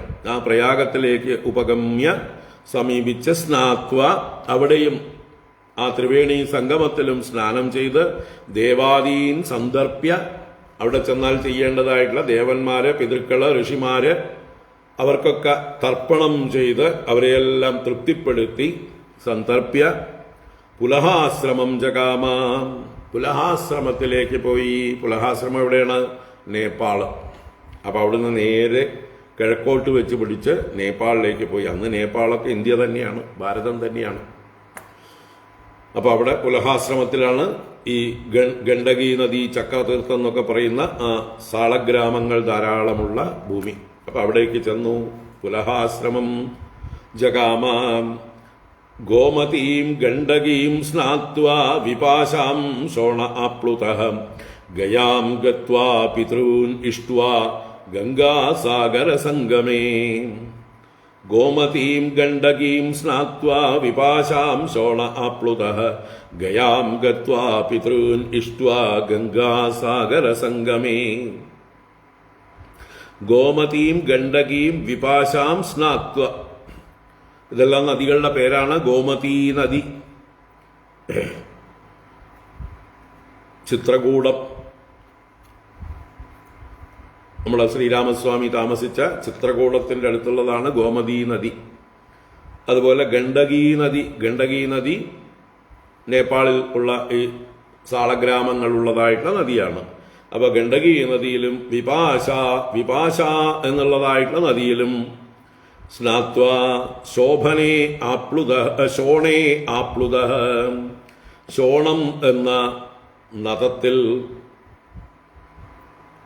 ശോണനദി എന്ന് പറയുന്ന നദത്തിൽ ആപ്ലുത സ്നാനം ചെയ്തവനായിട്ട് ഗയാം ഗത്വ, ഗയയിലേക്ക് ചെന്നിട്ട് പിതൃൻ ഇഷ്ടുവാം, അവിടെ ചെന്ന് പിതൃക്കൾക്ക് ഇഷ്ടി ചെയ്തിട്ട്, ഇഷ്ടി എന്ന് പറഞ്ഞാൽ യാഗം തന്നെയാണ്, ഇവിടെ പിതൃതർപ്പണാദികൾ ചെയ്തിട്ട് പൂജിച്ചിട്ട്, പിതൃക്കളെ പൂജിച്ചിട്ട് ഗംഗാസാഗര സംഗമേ, പിന്നീട് ഗംഗാസാഗര സംഗമം നമ്മുടെ ബംഗാൾ ഉൾക്കടലിലേക്ക് ഗംഗ പതിക്കുന്നതായിട്ടുള്ള സ്ഥാനം, പണ്ടത്തെ കപിലാശ്രമം എന്ന് പറയുന്ന സ്ഥാനം, ആ ഗംഗാസാഗര സംഗമത്തിലേക്ക് ചെന്ന് ഉപസ്പൃശ്യ മഹേന്ദ്രാദ്രൗ രാമം ദൃഷ്ട്വാഭിവാദ്യ ച സപ്തഗോദാവരീം വേണാം പമ്പാം ഭീമരതീം തതഃ, ഉപസ്പൃശ്യ മഹേന്ദ്രാദ്രൗ രാമം ദൃഷ്ട്വാഭിവാദ്യ ച സപ്തഗോദാവരീം വേണാം പമ്പാം ഭീമരതീം തതഃ. ഉപസ്പൃശ്യ, അവിടെ ഗംഗാസാഗര സംഗമേ ഉപസ്പൃശ്യ എന്ന് ആ കണക്ഷൻ കണ്ടിന്യൂസ് ആയിട്ട് പോകണം. അപ്പൊ ഗംഗാസാഗര സംഗമത്തിൽ ചെന്ന് കുളിച്ച്, ഉപസ്പൃശ്യ എന്ന് പറഞ്ഞാൽ അവിടെയും വെള്ളത്തെ വേണ്ട പോലെ സ്പർശിച്ച് കുളി മുതലായത് ചെയ്ത് തർപ്പണാദികൾ ചെയ്ത് മഹേന്ദ്രാദ്രൗ രാമം ദൃഷ്ട്വാ, മഹേന്ദ്ര പർവ്വതത്തിലേക്ക് വന്ന് രാമനെ, പരശുരാമൻ തപസ് ചെയ്യുന്നുണ്ട്, ആ പരശുരാമനെ ദർശിച്ച് അഭിവാദ്യ, പരശുരാമനെ നമസ്കരിച്ച് അഭിവാദനം ചെയ്ത് തതഃ സപ്തഗോദാവരീം, അവിടുന്ന് സപ്തഗോദാവരി എന്നുള്ള ആ ഗോദാവരി നദിയിലേക്കും ഗോദാവരിയുടെ കൈവഴികളായിട്ടുള്ള നദികളിലേക്കും ചെന്നു. വേണ എന്ന് പറയുന്ന നദിയിലേക്കും പമ്പ എന്ന നദിയിലേക്കും ഭീമരതി എന്ന നദിയിലേക്കും പ്രാപിച്ചു. ഇതെല്ലാം ആന്ധ്രാപ്രദേശത്തിന്റെ പരിസരമാണ്. ആന്ധ്ര കർണാടക പ്രദേശങ്ങളാണ് ഈ പറഞ്ഞ നദികളെല്ലാം. അപ്പോ സപ്തഗോദാവരിയും വേണാം പമ്പാം ഭീമരതിയും അവിടെയെല്ലാം പോയി സ്നാനാദികൾ ചെയ്തു. സ്കന്ദം ദൃഷ്ട്വാ യയൗ രാമഃ ശ്രീശൈലം ഗിരിശാലയം ദ്രവിഡേഷു മഹാപുണ്യം ദൃഷ്ട്വാദ്രിം വെങ്കടം പ്രഭുഃ. സ്കന്ദം ദൃഷ്ട്വാ യയൗ രാമഃ ശ്രീശൈലം ഗിരിശാലയം ദ്രവിഡേഷു മഹാപുണ്യം ദൃഷ്ട്വാദ്രിം വെങ്കടം പ്രഭുഃ. പ്രഭുഃ രാമഃ, സമർത്ഥനായ ബലരാമൻ, സ്കന്ദം ദൃഷ്ട്വാ, അവിടെ സ്കന്ദനെ കണ്ടിട്ട്, ഇവിടെ സ്കന്ദൻ എവിടെയാണ്? തിരുത്തണി, ആന്ധ്രാപ്രദേശിന്റെയും തമിഴ്നാട്ടിന്റെയും ബോർഡർ തിരുത്തണി. ശാന്തനായിരിക്കുന്ന ഭഗവാൻ സുബ്രഹ്മണ്യസ്വാമി ആ പുണ്യസ്ഥലമായിട്ടുള്ള ഭഗവാന്റെ 6 പടൈ വീടുകളിൽ വരുന്നതാണ്. സുബ്രഹ്മണ്യസ്വാമിയുടെ 6 സ്ഥാനങ്ങൾ, 6 പടൈ വീട് എന്ന് പറയും. ആ 6 പടൈ വീടിൽ വരുന്നതാണ് തിരുത്തണിയും, അല്ലേ? ഒന്ന് പഴനി, തിരുച്ചെന്തൂർ, തിരുപ്പറങ്കുണ്ട്രം, പഴമുതിർച്ചോലൈ, സ്വാമിമലൈ, തിരുത്തണി. ഇതാണ് 6 സുബ്രഹ്മണ്യസ്വാമിക്ക് ഏറ്റവും പ്രശസ്തമായിട്ടുള്ള സ്ഥാനങ്ങൾ. മറ്റ് ഉപസ്ഥാനങ്ങൾ വേറെയുണ്ട്, ചെറിയ ചെറിയ സ്ഥാനങ്ങൾ വേറെയുണ്ട്. ഇത് 6ഉം ഏറ്റവും പ്രശസ്തങ്ങളായിട്ടുള്ള സ്ഥാനമാണ്. അതിൽ തിരുത്തണി നമ്മുടെ തമിഴ്നാട്ടിലെ അറക്കോണത്തിൽ നിന്ന് തിരുപ്പതിയിലേക്ക് പോകുന്ന, ആന്ധ്രയിലേക്ക് റെണിഗുണ്ടയിലേക്ക് പോകുന്ന റെയിൽവേ സ്റ്റേഷൻ ഇടയിൽ വരും. അപ്പോൾ തിരുത്തണി സുബ്രഹ്മണ്യസ്വാമി ശാന്തനായിരിക്കുന്ന ഒരു ഭാവമാണ്. അപ്പോൾ അവിടേക്ക് ചെന്ന് സ്കന്ദനെ ദർശിച്ച് സ്കന്ദം ദൃഷ്ട്വാ യയൗ രാമഃ ശ്രീശൈലം, അതും ആന്ധ്രയിൽ തന്നെ. ശ്രീശൈലം എന്ന പർവ്വതം അവിടെയാണ്. ഗിരിശാലയം, അവിടെ ശ്രീശൈലവാസിയായി മല്ലികാർജുനസ്വാമി ഭ്രമരാംബയോടുകൂടി ഇരിക്കുന്നതായിട്ടുള്ള സ്ഥലം, അല്ലെ? നമ്മൾ ശിവാനന്ദ ലഹരിയിൽ പഠിച്ചിട്ടുണ്ട്. അവിടെ വെച്ചിട്ടാണ് ശിവാനന്ദ ലഹരി രചിച്ചത് ആദിശങ്കര ഭഗവത്പാദര്. അപ്പോൾ ആ ശ്രീശൈലം എന്ന ഗിരിശാലയത്തിലേക്കും ദ്രവിഡേഷു മഹാപുണ്യം ദൃഷ്ട്വാദ്രിം വെങ്കടം പ്രഭു. ദ്രവിഡ ദേശങ്ങളിൽ വെച്ച് മഹാപുണ്യമായ വേങ്കടം അദ്രിം ദൃഷ്ട്വാ, വേങ്കടം എന്ന പേരറിയപ്പെടുന്ന അദ്രിയെ പർവ്വതത്തെ, ഏഴുമല എന്നറിയപ്പെടുന്ന തിരുമല വരുന്ന സ്ഥാനമാണ് വെങ്കടാദ്രി. വൃഷഭാദ്രി, വെങ്കടാദ്രി, പല പേരുകളിൽ അറിയപ്പെടുന്നതായിട്ടുള്ള 7 മലകളുണ്ട്. അതിനാണ് ഇവിടെ വേങ്കടം. അത് ദ്രവിഡങ്ങളിൽ ഏറ്റവും വിശേഷപ്പെട്ടത്. ദ്രവിഡം എന്ന് പറഞ്ഞാൽ വിന്ധ്യപർവ്വതത്തിന്റെ തെക്ക് ഭാഗത്തുള്ള എല്ലാം ദ്രവിഡമാണ്. ആന്ധ്ര, കർണാടക, തമിഴ്നാട്, കേരള, ഇപ്പോൾ തെലുങ്കാനയും, അല്ലെ, ആന്ധ്രയെ 2ആയി പിരിച്ചു, തെലുങ്കാനയും, അതൊക്കെ ദ്രവിഡ ദേശമാണ്. അപ്പൊ ഈ ദ്രവിഡത്തിൽ വെച്ച് ഏറ്റവും പുണ്യമായിട്ടുള്ള മലകളാണ് തിരുമല എന്നറിയപ്പെടുന്ന തിരുപ്പതിയെല്ലാം വരുന്ന വെങ്കടാദ്രി. ആ വെങ്കടാദ്രിയിലും ചെന്നു. അപ്പൊ അന്നും പുണ്യസ്ഥലമായിട്ടുള്ള തിരുപ്പതി പ്രസിദ്ധമാണ്. അത് കഴിഞ്ഞ് കാമകോഷ്ണീം പുരീം കാഞ്ചീം കാവേരീം ച സരിദ്വരാം ശ്രീരംഗാഖ്യം മഹാപുണ്യം യത്ര സന്നിഹിതോ ഹരിഃ. കാമകോഷ്ണീം പുരീം കാഞ്ചീം കാവേരീം ച സരിദ്വരാം ശ്രീരംഗാഖ്യം മഹാപുണ്യം യത്ര സന്നിഹിതോ ഹരിഃ. കാമകോഷ്ണീം കാഞ്ചീം പുരീം. കാമകോഷ്ണി എന്ന് പറഞ്ഞാൽ കാമകങ്ങളെ സാധിച്ചു തരുന്നവർ, ആഗ്രഹങ്ങളെ സാധിച്ചു തരുന്നതായിട്ടുള്ള കാഞ്ചീം പുരീം, കാഞ്ചീപുരത്തിലേക്കും. അപ്പോൾ ആന്ധ്രയിൽ നിന്ന് തമിഴ്നാട്ടിലേക്ക് കയറുമ്പോൾ ആ കാഞ്ചീപുരം വഴിക്കാണ് തെക്കിലേക്ക് വരിക. അങ്ങനെ കാഞ്ചീപുരത്തിലേക്കും. സരിദ്വരാം കാവേരി, സരിത്തുക്കളിൽ വെച്ച് ശ്രേഷ്ഠയായ കാവേരിയെയും. തഞ്ചാവൂര്, മറ്റേ ശ്രീരംഗം ഒക്കെ കാവേരിയാൽ അനുഗ്രഹീതമായിട്ടുള്ള ദേശങ്ങളാണ്.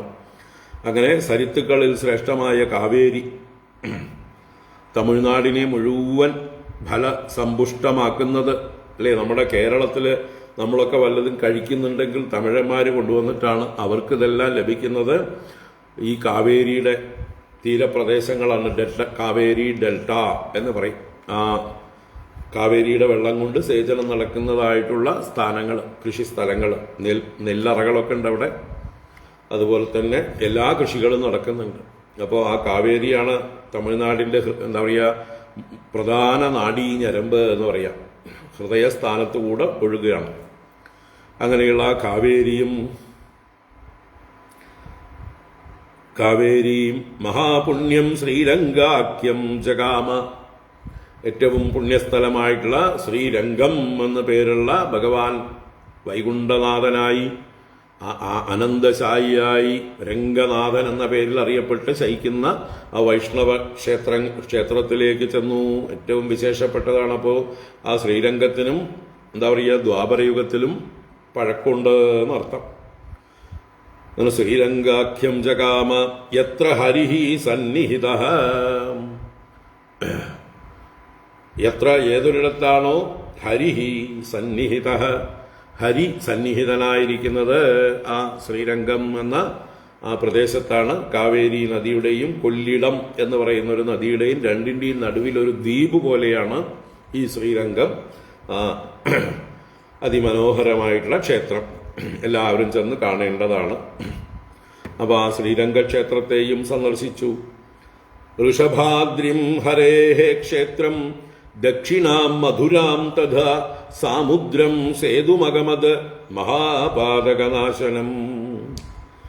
ഋഷഭാദ്രിം ഹരേഃ ക്ഷേത്രം ദക്ഷിണാം മധുരാം തഥാ സാമുദ്രം സേതുമഗമത് മഹാപാതകനാശനം. ഹരേഃ ക്ഷേത്രം ഋഷഭാദ്രിം, ഹരിയുടെ സ്ഥാനമായിരിക്കുന്ന ഋഷഭാദ്രി എന്ന സ്ഥലത്തേക്കും. തഥാ ദക്ഷിണാം മധുരാം, അതുപോലെ തെക്കേ മധുരയിലേക്കും. അല്ലെ, വടക്കേ ഇന്ത്യയിലെ മധുര, അത് ഭഗവാന്റെ ജന്മസ്ഥലം. ഇത് മധുര, മീനാക്ഷി ദേവിയുടെ, സുന്ദരേശ്വര സ്വാമിയുടെ ആസ്ഥാനം മധുര, പാണ്ഡ്യദേശം. അപ്പോൾ ദക്ഷിണാം മധുരാം, മധുര നഗരത്തിലേക്ക്, ആ മധുര ക്ഷേത്രത്തിലേക്കും ചെന്ന് മഹാപാതകനാശനം സമുദ്രം സേതും അഗമത്. എല്ലാ പാപങ്ങളെയും നശിപ്പിക്കുന്ന ആ രാമേശ്വരത്തെ സേതുബന്ധന സ്ഥാനത്തേക്ക് ചെന്നു. ശ്രീരാമസ്വാമിയാൽ പ്രതിഷ്ഠിതനായ രാമനാഥനെ കാണാൻ. അല്ലേ? രാമേശ്വരത്ത് ഭഗവാൻ മഹാദേവൻ രാമനാഥൻ എന്ന പേരിൽ അറിയപ്പെടുന്നു. ആ സമുദ്രതീരത്ത് സേതുബന്ധനം ചെയ്തതിൻ്റെ അടുത്ത്. അപ്പൊ ആ രാമനാഥനെയും ചെന്ന് ദർശിച്ചു, രാമസേതുവിനെയും ദർശിച്ചു. അന്ന് സേതു കുറെ കൂടി മുകളിലുണ്ടാവും ആയിരിക്കണം. പിന്നീട് സേതു കാലം കൊണ്ട് വെള്ളം പൊങ്ങി പൊങ്ങി സേതു അടിയിലായി പോയതാണ്. തത്ര അയുതമദാധേനോഹ് ബ്രാഹ്മണേഭ്യോ ഹലായുധഃ കൃതമാലാം താമ്രപർണീം മലയം ച കുലാചലം. തത്ര അയുതമദാധേനോഹ് ബ്രാഹ്മണേഭ്യോ ഹലായുധഃ കൃതമാലാം താമ്രപർണീം മലയം ച കുലാചലം. തത്ര അയുതം ധേനൂഹു ബ്രാഹ്മണേഭ്യ. അതാത് അവിടെ അദ്ദേഹം ധാരാളം പശുക്കളെ, അയുധം 10,000, അപ്പൊ 10,000 പശുക്കളെ ബ്രാഹ്മണർക്കായിട്ട് ദാനം ചെയ്തു. അത് ഹലായുധ, ആ കലപ്പ ആയുധമാക്കിയിരിക്കുന്ന ഭഗവാൻ ബലരാമസ്വാമി ബ്രാഹ്മണർക്ക് ധാരാളം പശുക്കളെ ദാനം ചെയ്തു.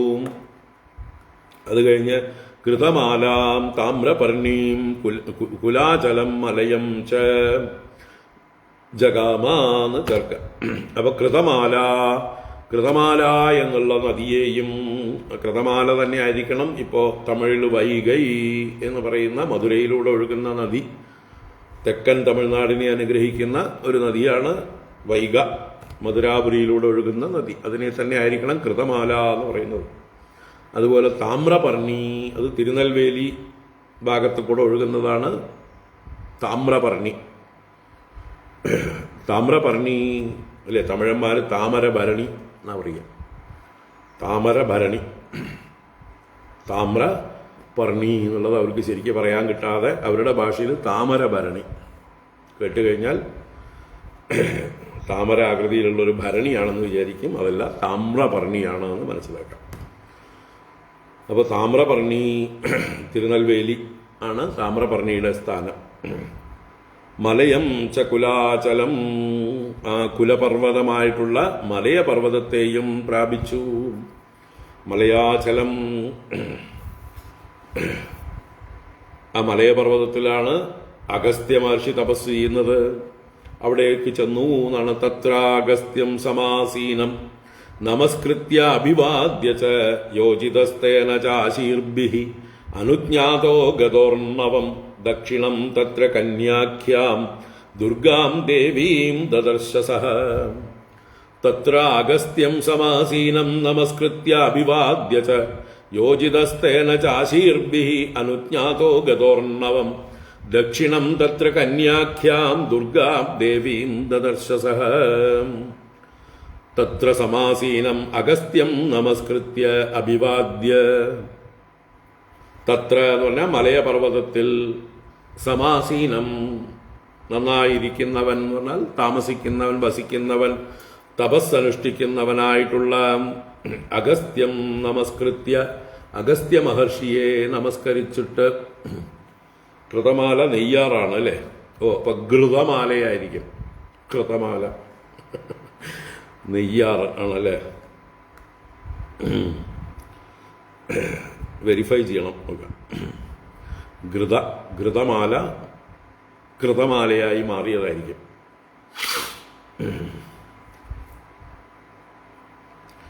അപ്പൊ എന്തായാലും അഗസ്ത്യനെ ചെന്ന് നമസ്കരിച്ചിട്ട്, നമസ്കൃത്യ അഭിവാദ്യ, അഭിവാദനം ചെയ്ത് ഞാൻ ബലരാമനാണ് എന്നെല്ലാം പറഞ്ഞ് നമസ്കാരാദികൾ ചെയ്ത് വന്ദിച്ച്, തേന ആശീർഭിഃ യോജിതഃ, തേന അഗസ്ത്യേന ആശീർഭിഃ യോജിതഃ, ആശീർവാദങ്ങളാൽ ചേർക്കപ്പെട്ടവനായിട്ട് ശ്രീരാമസ്വാമിയെ അനുഗ്രഹിച്ച ആളാണ് അഗസ്ത്യൻ.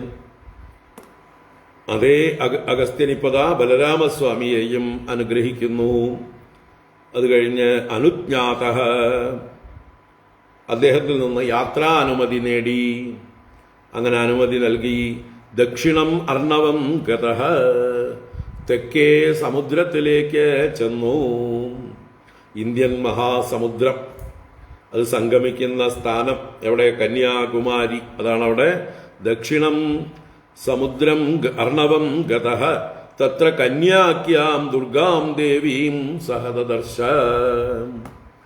തത്ര കന്യാഖ്യാം ദുർഗാം ദേവീം ദദർശ. അവിടെ കന്യാ എന്ന പേരിൽ അറിയപ്പെടുന്ന ദുർഗാദേവിയെ ദർശിച്ചു. ഇപ്പൊ കന്യാകുമാരി ദേവിയെ അവിടെ ചെന്ന് നമസ്കരിച്ചു. ആ തെക്ക് സമുദ്രവും കിഴക്കൻ പടിഞ്ഞാറൻ സമുദ്രങ്ങളും ചേരുന്ന ആ കോണത്തിൽ ദുർഗാം ദേവീം സദദർശ.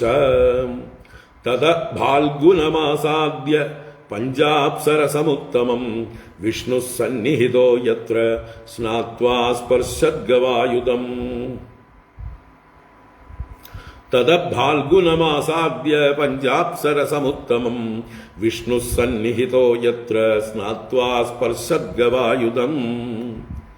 തതഃ ഫാൽഗുനം ഉത്തമം പഞ്ചാപ്സരസം ആസാദ്യ. തതഃ അനന്തരം കന്യാകുമാരിയിൽ നിന്ന് ഫാൽഗുനം. ഫാൽഗുനം എന്നുള്ളത് തിരുവനന്തപുരത്തിന്റെ പേരാണ്. എന്താ അതിന് കാരണം? ഓർമ്മ വരുന്നില്ല.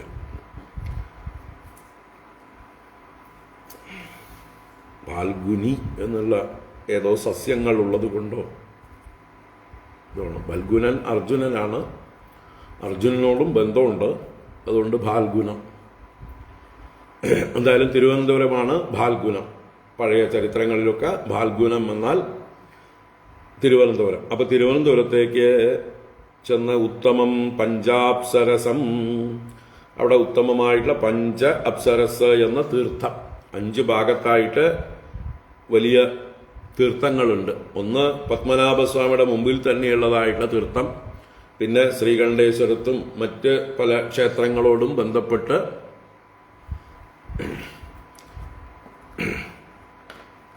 ഉള്ളതായിട്ടുള്ള ക്ഷേത്രങ്ങൾ.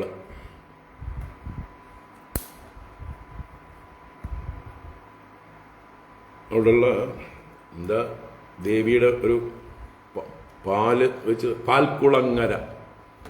പാൽക്കുളങ്ങരയാണ് ശരിക്ക് ഫാൽഗുന ശബ്ദം കൊണ്ട് ഉദ്ദേശിച്ചിരുന്നത്. ഫാൽഗുന ദേശം പാൽക്കുളങ്ങരയാണ്. അതാണ് തിരുവനന്തപുരം പിന്നീട് എക്സ്റ്റെൻഡഡ് ആയത്. അനന്തപുരത്തുള്ള പാൽക്കുളങ്ങര ദേവീക്ഷേത്രം പണ്ട് ഫാൽഗുനം എന്നാണ് അറിയപ്പെട്ടിരുന്നത്. അപ്പോ അവിടെ ആ തീർത്ഥങ്ങളെയെല്ലാം പ്രാപിച്ച് പഞ്ചാപ്സരസം തീർത്ഥം ആസാദ്യ യത്ര വിഷ്ണു സന്നിഹിതഃ തത്ര സ്നാത്വാ. എവിടെയാണോ സാക്ഷാൽ അനന്തപത്മനാഭസ്വാമി സന്നിഹിതനായിരിക്കുന്നത് അവിടെ ചെന്ന് സ്നാനം ചെയ്ത് പത്മതീർത്ഥത്തിൽ കുളിച്ച് എന്നർത്ഥം. അല്ലെങ്കിൽ ഈ പഞ്ചതീർത്ഥങ്ങളിലും കുളിച്ച് അസ്പർശത് ഗവായുധം. അയുധം ഗവാ അസ്പർശത്. 10,000 പശുക്കളെ അവിടെയും ദാനം ചെയ്തു. അപ്പൊ സിദ്ധി ഉള്ള ഭഗവാനാണ് അദ്ദേഹം. അദ്ദേഹം സങ്കല്പിച്ചാൽ പശുക്കളെ ഉണ്ടാക്കാം, ദാനം ചെയ്യാം. അപ്പൊ അങ്ങനെ പശുക്കളെ 10,000 പശുക്കളെ ബ്രാഹ്മണർക്ക് ദാനം ചെയ്തു. അപ്പൊ പ്രസിദ്ധമായിട്ടുള്ള ആ അനന്തപത്മനാഭസ്വാമിയെ ചെന്ന് കണ്ടു. ആ ക്ഷേത്രമൊക്കെ പിന്നീട് വേണാട്ട് അല്ലെങ്കിൽ വഞ്ചിനാട്ട് അരജന്മാര് പുതുക്കി പണിതതാണ്. പണ്ട് ഇത്ര വലുതൊന്നും ആയിരുന്നില്ല ആ ക്ഷേത്രം. പക്ഷെ ക്ഷേത്രം ഉണ്ടായിരുന്നു അവിടെ. വളരെ പ്രാചീനമായിട്ടുള്ള ക്ഷേത്രം തന്നെയാണ്. അതിനെ തിരുവിതാംകൂർ രാജവംശം, സ്വാതി തിരുനാളും മാർത്താണ്ഡവർമ്മയും അതുപോലെയുള്ള രാജാക്കന്മാരും ഒക്കെ നവീകരിച്ച് വലിയ ക്ഷേത്രമാക്കിയതാണ്. അപ്പോൾ എത്ര സന്നിഹിതോ വിഷ്ണു, എവിടെയാണോ വിഷ്ണുവിന്റെ സാന്നിധ്യം നിത്യവുമുള്ളത് ആ തിരുവനന്തപുരത്ത് ചെന്ന് ദർശിച്ചു. അവിടുത്തെ തീർത്ഥത്തിൽ സ്നാനം ചെയ്തു. തതോ അഭിവ്രജ്യ ഭഗവാൻ കേരളാം ത്രികർത്തകാൻ ഗോകർണാഖ്യം ശിവക്ഷേത്രം സാന്നിധ്യം യത്ര ദൂർജടേ.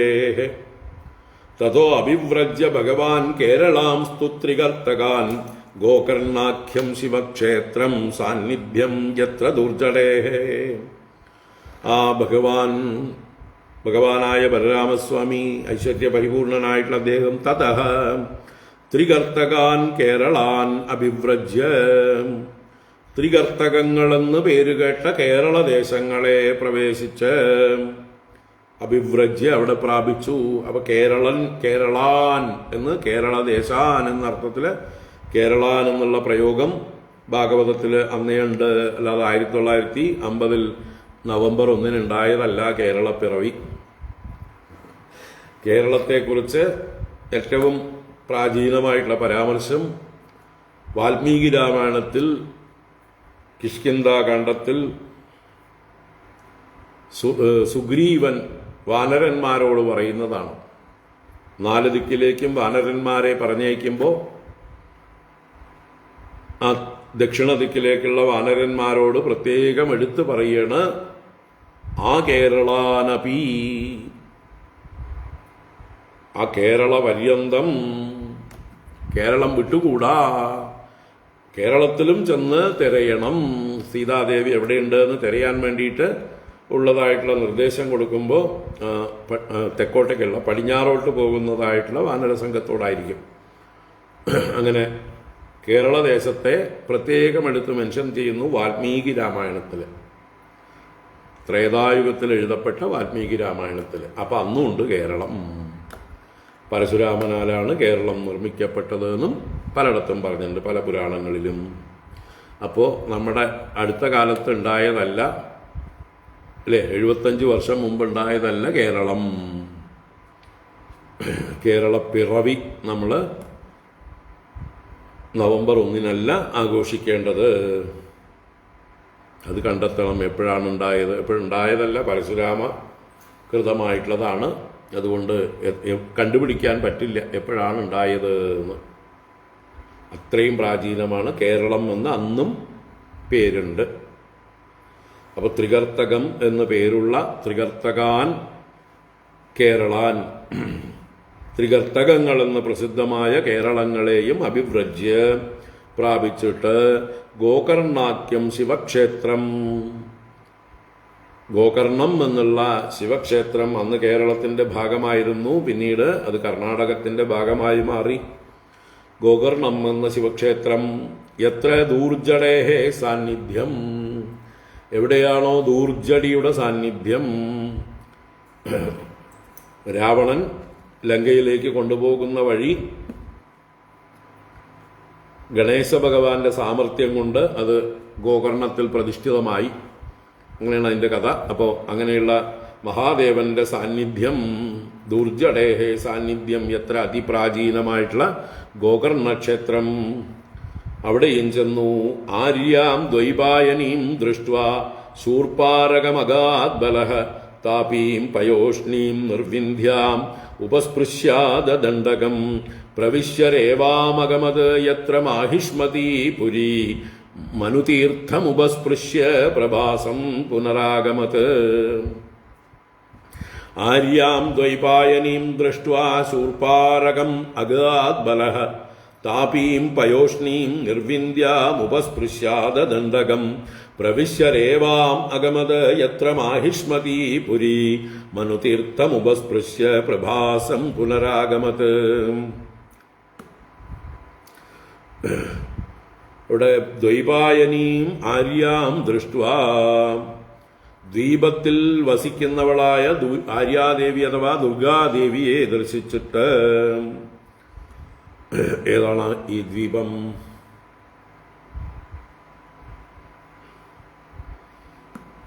ഇനി ഗോവ, ഡാമൻ, ദിയു എന്നൊക്കെ പറയുന്ന ആ പ്രദേശത്ത് ദ്വീപുകളിൽ വല്ല ദേവീക്ഷേത്രം ഉണ്ടോ എന്നറിയില്ല. അപ്പം എന്തായാലും ദ്വീപിൽ വസിക്കുന്ന ദുർഗാദേവിയെ സമീപിച്ച് കണ്ടിട്ട് ദ്വൈപായനീം ആര്യാം ദൃഷ്ട്വാ ബലഹ ശൂർപ്പാരകം അഗാത്, ബലരാമൻ ശൂർപ്പാരകം എന്നു പേരുള്ള ആ ക്ഷേത്രത്തെ പ്രാപിച്ചു. പിന്നീട് അവിടെ നിന്ന് താപീം പയോഷ്ണീം നിർവിന്ധ്യാം, താപി എന്ന് പറയുന്ന നദിയിലേക്കും പയോഷ്ണി എന്ന് പറയുന്ന നദിയിലേക്കും നിർവിന്ധ്യ എന്ന നദിയിലേക്കും ചെന്ന് സ്നാനം ചെയ്തു. ദണ്ഡകം അവിടെ ചെന്ന് ഉപസ്പൃശ്യ അത ദണ്ഡകം, നദികളെയൊക്കെ ഉപസ്പൃശ്യ എന്ന് പറഞ്ഞാൽ സ്നാനം കൃത്വ അത ദണ്ഡകം പ്രവിശ്യ. ദണ്ഡകം എന്ന ശ്രീരാമസ്വാമി വസിച്ച ദണ്ഡകാരണ്യത്തിലേക്ക്, ദ്വൈപായനി എന്നുള്ളത് മൂകാംബികാ ദേവിയാണ് അല്ലേ? അവിടെ ദ്വീപാണോ എന്താണ് ദ്വൈപായനി? മൂകാംബികാ ദേവി ഞാൻ മനസ്സിൽ ചിന്തിച്ചു, ആവുമോ എന്ന് സംശയിച്ചു. കൺഫർമേഷൻ വേണം.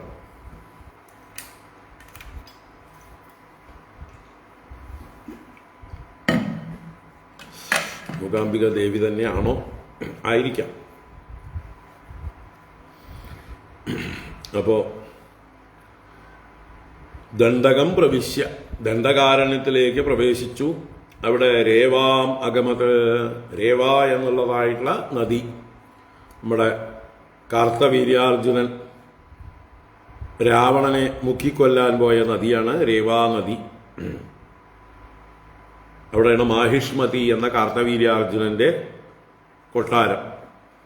അതാണ് ഇവിടെ പറയുന്നത്. മാഹിഷ്മതീം എത്ര മാഹിഷ്മതി പുരി, എവിടെയാണോ മാഹിഷ്മതി എന്നുള്ളതായിട്ടുള്ള പുരി ഉള്ളത്, ആ മാഹിഷ്മതിയിലേക്ക് അല്ലേ? ഈ മാഹിഷ്മതിയാണ് ഇപ്പൊ അടുത്ത കാലത്ത് ബാഹുബലി എന്നൊക്കെയുള്ള സിനിമയിലൊക്കെ പ്രശസ്തമായത്.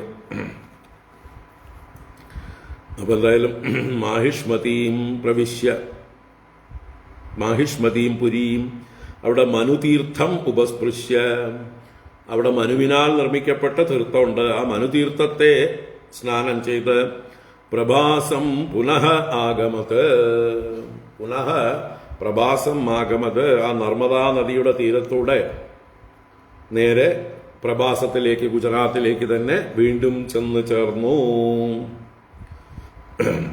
അത് കഴിഞ്ഞ് ശ്രുത്വാ ദ്വിജൈഃ കഥ്യമാനം കുരു പാണ്ഡവ സംയുഗേ സർവരാജന്യനിധനം ഭാരം മേനേ ഹൃതം ഭുവഃ. ശ്രുത്വാ ദ്വിജൈഃ കഥ്യമാനം കുരു പാണ്ഡവ സംയുഗേ സർവരാജന്യനിധനം ഭാരം മേനേ ഹൃതം ഭുവഃ. അവിടെ കുരു പാണ്ഡവ സംയുഗേ ദ്വിജൈഃ കഥ്യമാനം സർവരാജന്യനിധനം ശ്രുത്വാ. കുരുപാണ്ഡവ സംയുഗി, കൗരവന്മാരും പാണ്ഡവന്മാരും തമ്മിലുള്ള യുദ്ധത്തിൽ, സംയുഗത്തിൽ പല വഴിയിൽ കണ്ട ബ്രാഹ്മണർ പറഞ്ഞു കൊടുത്തു. അതാണ് ദ്വിജൈഹി കഥ്യമാനം, ബ്രാഹ്മണരാൽ പറയപ്പെട്ടതായിട്ടുള്ള സർവരാജന്യ നിധനം ശ്രുത്വ. ആ മഹാഭാരത യുദ്ധത്തില്, കുരുക്ഷേത്ര യുദ്ധത്തിൽ രാജാക്കന്മാരെല്ലാവരും നശിച്ചു, മരിച്ചു എന്ന് കേട്ടിട്ട് ഭുവഃ ഭാരം ഹൃതം മേനേ, അദ്ദേഹത്തിന്റെ ഉള്ളില് ഒരു ചെറിയ സന്തോഷം ഉണ്ടായി. ഭൂമിയുടെ ഭാരം ഹരിക്കപ്പെട്ടു എന്ന് കരുതി. അപ്പോ അവതാര ഉദ്ദേശ്യമായിട്ടുള്ള ഭൂഭാരം കുറയ്ക്കൽ, ഭൂഭാരം ഇല്ലാതാക്കൽ അവിടെ ഭഗവാൻ ഭംഗിയായി നടത്തിയിരിക്കണു കൃഷ്ണൻ എന്ന് അദ്ദേഹം മനിച്ചു. എല്ലാ ഭൂമിഭാരവും ശ്രീകൃഷ്ണനാൽ നശിപ്പിക്കപ്പെട്ടു എന്ന് കരുതി. സ ഭീമ ദുര്യോധനയോഹോ ഗദാഭ്യാം യുദ്ധ്യതോർമൃതേ വാരയിഷ്യൻ വിനശനം ജഗാമ യദുനന്ദനഃ. വേഗം തീർക്കാം, കുറച്ചേ ഉള്ളൂ. സ ഭീമ ദുര്യോധനയോഹോ ഗദാഭ്യാം യുദ്ധ്യതോർമൃതേ വാരയിഷ്യൻ വിനശനം ജഗാമ യദുനന്ദനഃ. അവിടെ നിന്ന് ദ്വാരകയിൽ പ്രവേശിച്ച് ആ യദുനന്ദനായ ബലരാമൻ ഗദാഭ്യാം യുദ്ധ്യതോഹോ ഭീമദുര്യോധനയോഹോ മൃതേ വാരയിഷ്യൻ വിനശനം ജഗാമ. ഗദാഭ്യാം യുദ്ധ്യതോഹോ, യുദ്ധത്തിന്റെ അവസാന ഘട്ടമായി 18-ാം ദിവസത്തിൽ ഭീമനും ദുര്യോധനനും തമ്മിലുള്ള ഗദായുദ്ധം നടന്നുകൊണ്ടിരിക്കുമ്പോൾ ഭീമദുര്യോധനയോഹോ മൃതേ വാരയിഷ്യൻ, അവരെ രണ്ടുപേരും കൂടി ചെയ്യുന്ന മൃതം എന്ന് പറഞ്ഞാൽ യുദ്ധം, ആ മൃതേ വാരയിഷ, യുദ്ധത്തിൽ നിന്ന് അവരെ നിവാരണം ചെയ്യാൻ ആഗ്രഹിച്ചുകൊണ്ട്, പിന്തിരിപ്പിക്കാൻ ആഗ്രഹിച്ചുകൊണ്ട് വിനശനം ജഗാമ. വിനശനം എന്നുള്ളത് കുരുക്ഷേത്രത്തിന്റെ പര്യായമാണ്.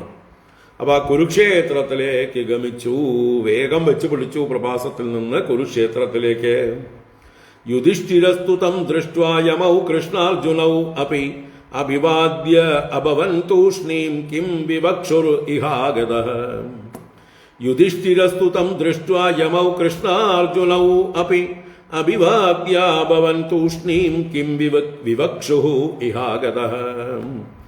യുധിഷ്ഠിരഃ കൃഷ്ണാർജുനൗ അപി യമൗ തം ദൃഷ്ട്വാ. യുധിഷ്ഠിരഃ പാണ്ഡവ ജ്യേഷ്ഠനായ യുധിഷ്ഠിരനും കൃഷ്ണനും അർജുനനും യമൗ അപി, യമൗ എന്ന് പറഞ്ഞാൽ ഇരട്ടകള്. ആരാ ഇരട്ടകള്? നകുല സഹദേവൗ. ആ നകുല സഹദേവന്മാരും. ഭീമസേനൻ യുദ്ധം ചെയ്യണം. ഇദ്ദേഹത്തെ മൈൻഡ് ചെയ്യാനുള്ള സമയമില്ല. ഗുരുവാണ് എങ്കിലും അവിടേക്ക് തിരിഞ്ഞു നോക്കില്ല. ഭീമസേനും ദുര്യോധനും ഗദായുദ്ധം. ബാക്കി 4 പേരും കൃഷ്ണനും ബലരാമസ്വാമിയെ കണ്ടു. ദൃഷ്ട്വാ കിം വിവക്ഷുഃ ഇഹാഗതഃ. എന്തു പറയാനാണാവോ ഇവിടെ വന്നിരിക്കുന്നത് എന്ന ഉത്കണ്ഠയോടുകൂടെ അഭിവാദ്യ തൂഷ്ണീം അഭവന്. ഇവരെല്ലാം ജ്യേഷ്ഠനായ ബലരാമനെ നമസ്കരിച്ച് അഭിവാദനം ചെയ്ത് തൂഷ്ണീം അഭവന്, ഒന്നും മിണ്ടാതിരുന്നു. അല്ലേ, ചില ആളുകള് ഇത്തിരി മുൻകോപക്കാരൊക്കെ ആണെങ്കിൽ അവരുടെ അടുത്ത് ആരും ഒന്നും സംസാരിക്കാൻ ധൈര്യപ്പെടില്ല. കാരണം നമ്മൾ എന്ത് സംസാരിച്ചാൽ എങ്ങനെയാണ് തിരിച്ചു പ്രതികരിക്കുക എന്ന് പറയാൻ പറ്റില്ല. എന്നാ സംസാരിക്കാതിരുന്നാലോ അതിനും കിട്ടും ചിലപ്പോ, അല്ലേ? പക്ഷെ അതാ ഭേദം. എന്തെങ്കിലും സംസാരിച്ചിട്ട് അതിഷ്ടാവാതെ അതിനെ ഏതെങ്കിലും രീതിയിൽ പറയുന്നതിനേക്കാൾ ഒന്നും മിണ്ടാതിരുന്നാൽ അങ്ങ് മുമ്പ് സംസാരിക്കൂ, എന്നിട്ട് അതിന് ഞങ്ങൾക്ക് ആവും പോലെ മറുപടി തരാമെന്നുള്ള ഭാവത്തിൽ നിൽക്കണം. അപ്പൊ അതുപോലെ ഇവിടെ ഇവരാരും ഒന്നും മിണ്ടിയില്ല. എന്താപ്പോ ഇയാൾ പറയാൻ പോണാവോ എന്ന ഭാവത്തില് എല്ലാവരും നമസ്കരിച്ച് അവിടെ നിന്നു. തൂഷ്ണീം അഭവൻ. തൂഷ്ണീം എന്ന് പറഞ്ഞാൽ മിണ്ടാതെ ഭവിച്ചു. ഗതാപാണി ഉപൗ ദൃഷ്ട്വാ സംരബ്ധൗ വിജയൈഷിണൗ മണ്ഡലാനി വിചിത്രാണി ചരന്തൗ ഇദമബ്രവീത്.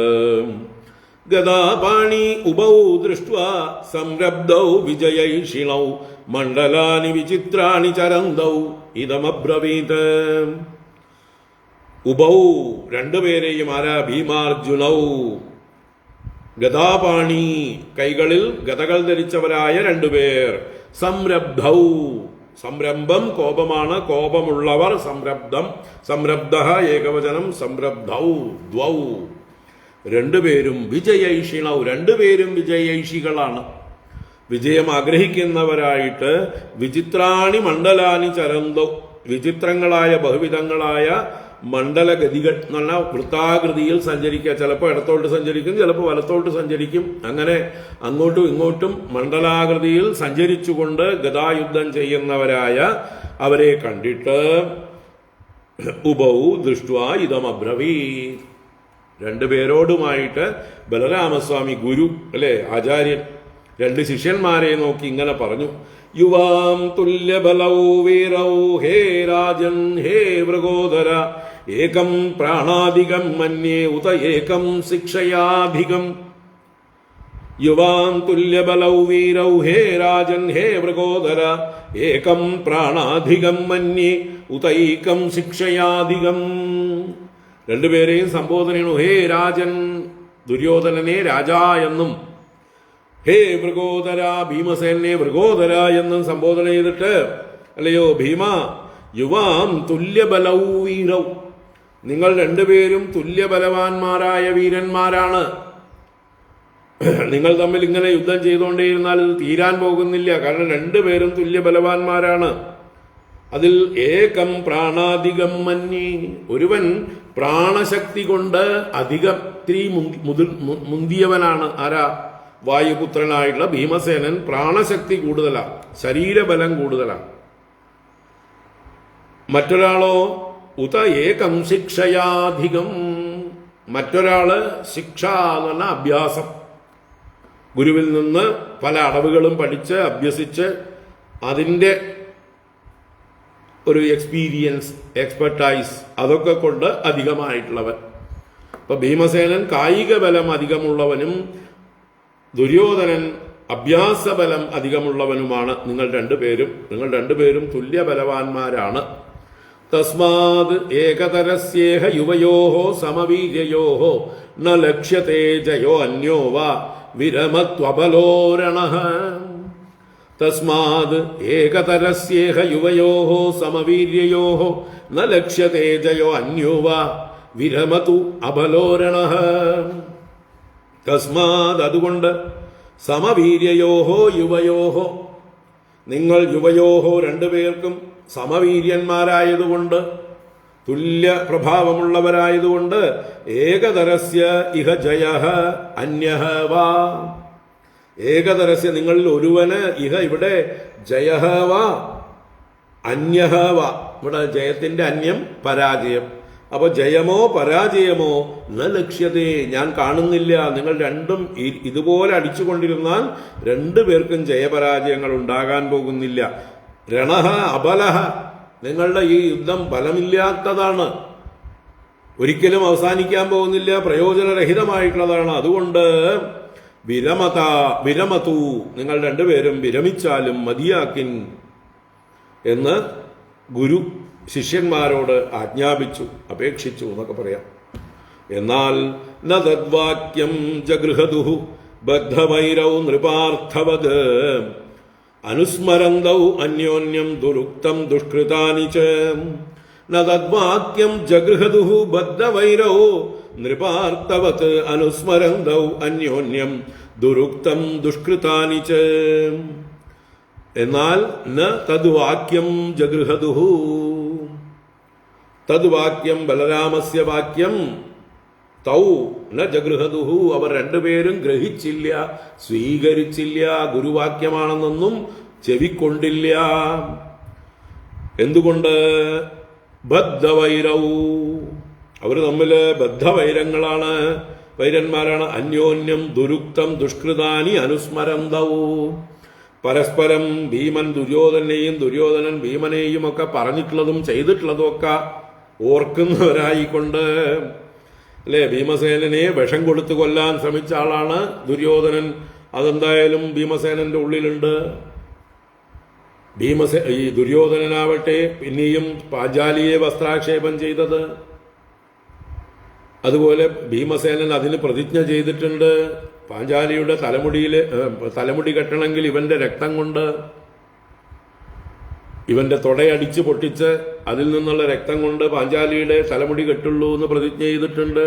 അപ്പൊ ഇങ്ങനെ നോക്കുമ്പോൾ പരസ്പരം അങ്ങോട്ടും ഇങ്ങോട്ടും പറഞ്ഞിട്ടുള്ളതും ചെയ്തിട്ടുള്ളതുമായിട്ടുള്ള കാര്യങ്ങളെല്ലാം അനുസ്മരിക്കുന്നവരായിട്ട് അന്യോന്യം ദുരുക്തം ദുഷ്കൃതാനിച്ച് അനുസ്മരന്തൗ ബദ്ധവൈരൗ തൗ ബദ്ധവൈരമുള്ളവരായവർ ഹേ നൃപ അർത്ഥവത് തദ്വാക്യം ന ജഗൃഹദുഃ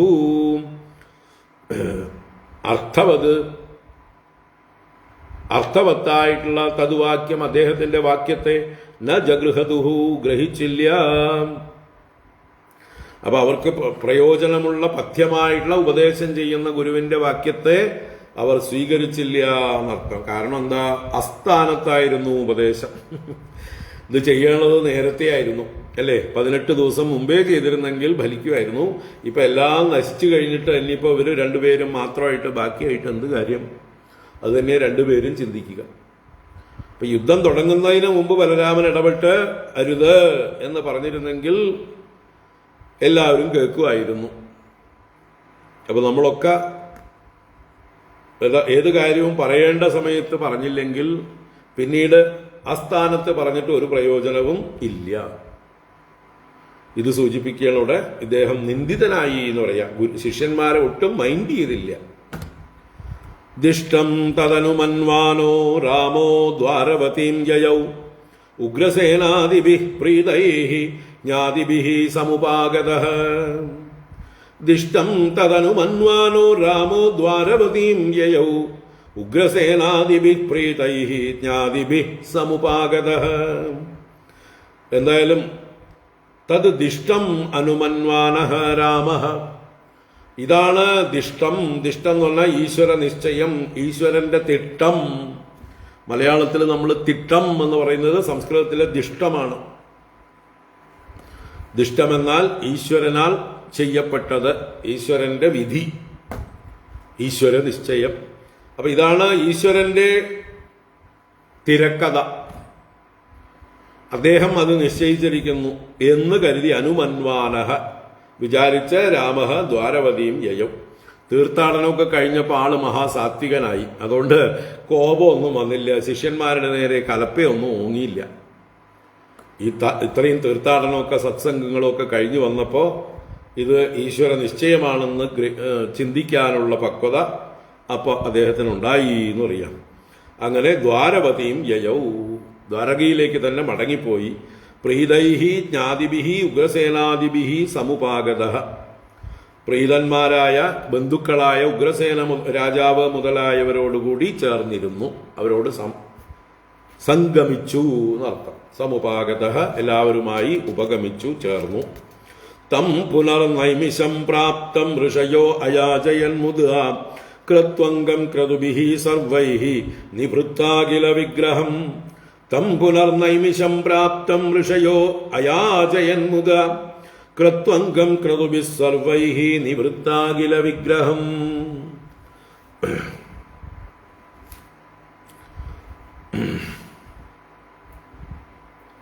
അപ്പോ പിന്നീട് അദ്ദേഹം ദ്വാരകയിൽ നിന്ന് താൻ എവിടുന്നാണോ തന്റെ തീർത്ഥാടനം ആരംഭിച്ചത് അത് നൈമിഷാരണ്യമാണ്. ആ നൈമിഷാരണ്യത്തിലേക്ക് തന്നെ തിരിച്ചു ചെല്ലുന്നു. അതാണ് നൈമിഷാരണ്യം പ്രാപ്തം, നൈമിഷം പ്രാപ്തം. എങ്ങനെയുള്ള അദ്ദേഹം കൃത്വംഗം നിവൃത്താഖില വിഗ്രഹം നൈമിഷം പ്രാപ്തം തം. ഇവിടെ ക്രത്വംഗം എന്നുള്ള ക്രതുവായ അംഗത്തോടു കൂടിയവൻ, ക്രതുക്കളാകുന്ന ശരീര അവയവങ്ങളോട് കൂടിയവൻ എന്ന് പറയുമ്പോൾ യജ്ഞമൂർത്തി. ഇവിടെ ബലരാമസ്വാമിയെ തന്നെ ഭഗവാന്റെ യജ്ഞമൂർത്തിയായി കണക്കാക്കിയിരിക്കുന്നു. യജ്ഞമൂർത്തിയും നിവൃത്ത അഖില വിഗ്രഹം, അദ്ദേഹത്തിന്റെ ഉള്ളിൽ നിന്ന് എല്ലാ വിഗ്രഹങ്ങളും, വിഗ്രഹം എന്ന് പറഞ്ഞാൽ കലഹം, അപ്പൊ തമോ ഗുണം അഥവാ കലഹം എല്ലാം നശിച്ചവനായിട്ട്, ഞാൻ മുമ്പേ പറഞ്ഞില്ലേ അദ്ദേഹം തീർത്ഥാടനം കഴിഞ്ഞപ്പോൾ പരിശുദ്ധനായി. അങ്ങനെ എല്ലാ ഉള്ളിലുള്ള കാലുഷ്യങ്ങള്, കലഹങ്ങള്, രാഗദ്വേഷങ്ങള് എല്ലാം പോയി.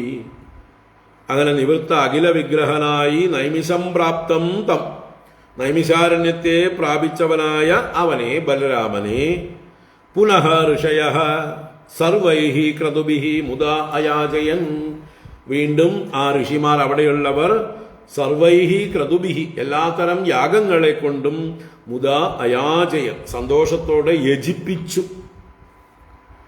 തീർത്ഥാടനം കഴിഞ്ഞു വന്ന അദ്ദേഹത്തെ കൊണ്ട് തന്നെ പല യാഗങ്ങളും ചെയ്യിപ്പിച്ചു. അദ്ദേഹത്തെ യജമാനനാക്കിക്കൊണ്ട് പല കർമ്മങ്ങളും ചെയ്യിപ്പിച്ചു, അദ്ദേഹത്തെ സന്തോഷിപ്പിച്ചു എന്നർത്ഥം. അപ്പൊ ബലരാമസ്വാമിയും ആ യാഗങ്ങളും മറ്റുമൊക്കെ സ്വയം ചെയ്തു.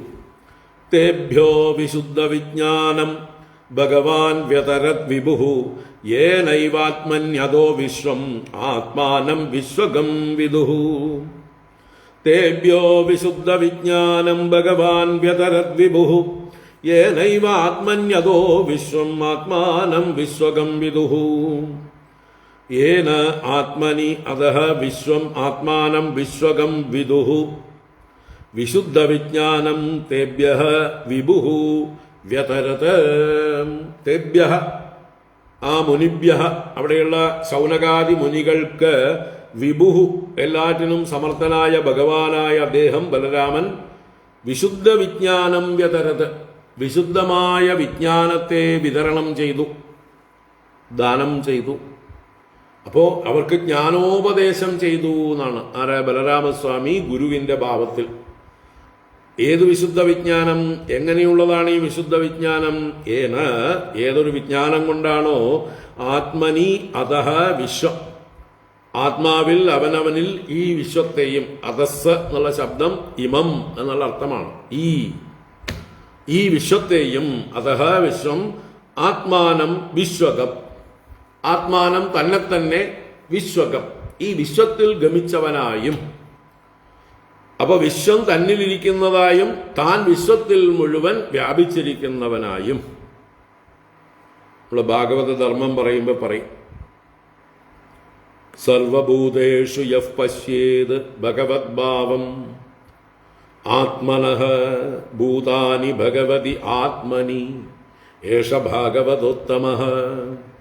എല്ലാ ഭൂതങ്ങളിലും ഭഗവത് ഭാവവും ആത്മനഃ ഭാവവും തന്നെയും ആര് കാണുന്നുവോ, ഭൂതാനി ഭഗവതി ആത്മനി, ഭൂതങ്ങളെയെല്ലാം തന്നിൽ കാണുന്നവനായിരിക്കുന്നവൻ ഭാഗവതോത്തമൻ.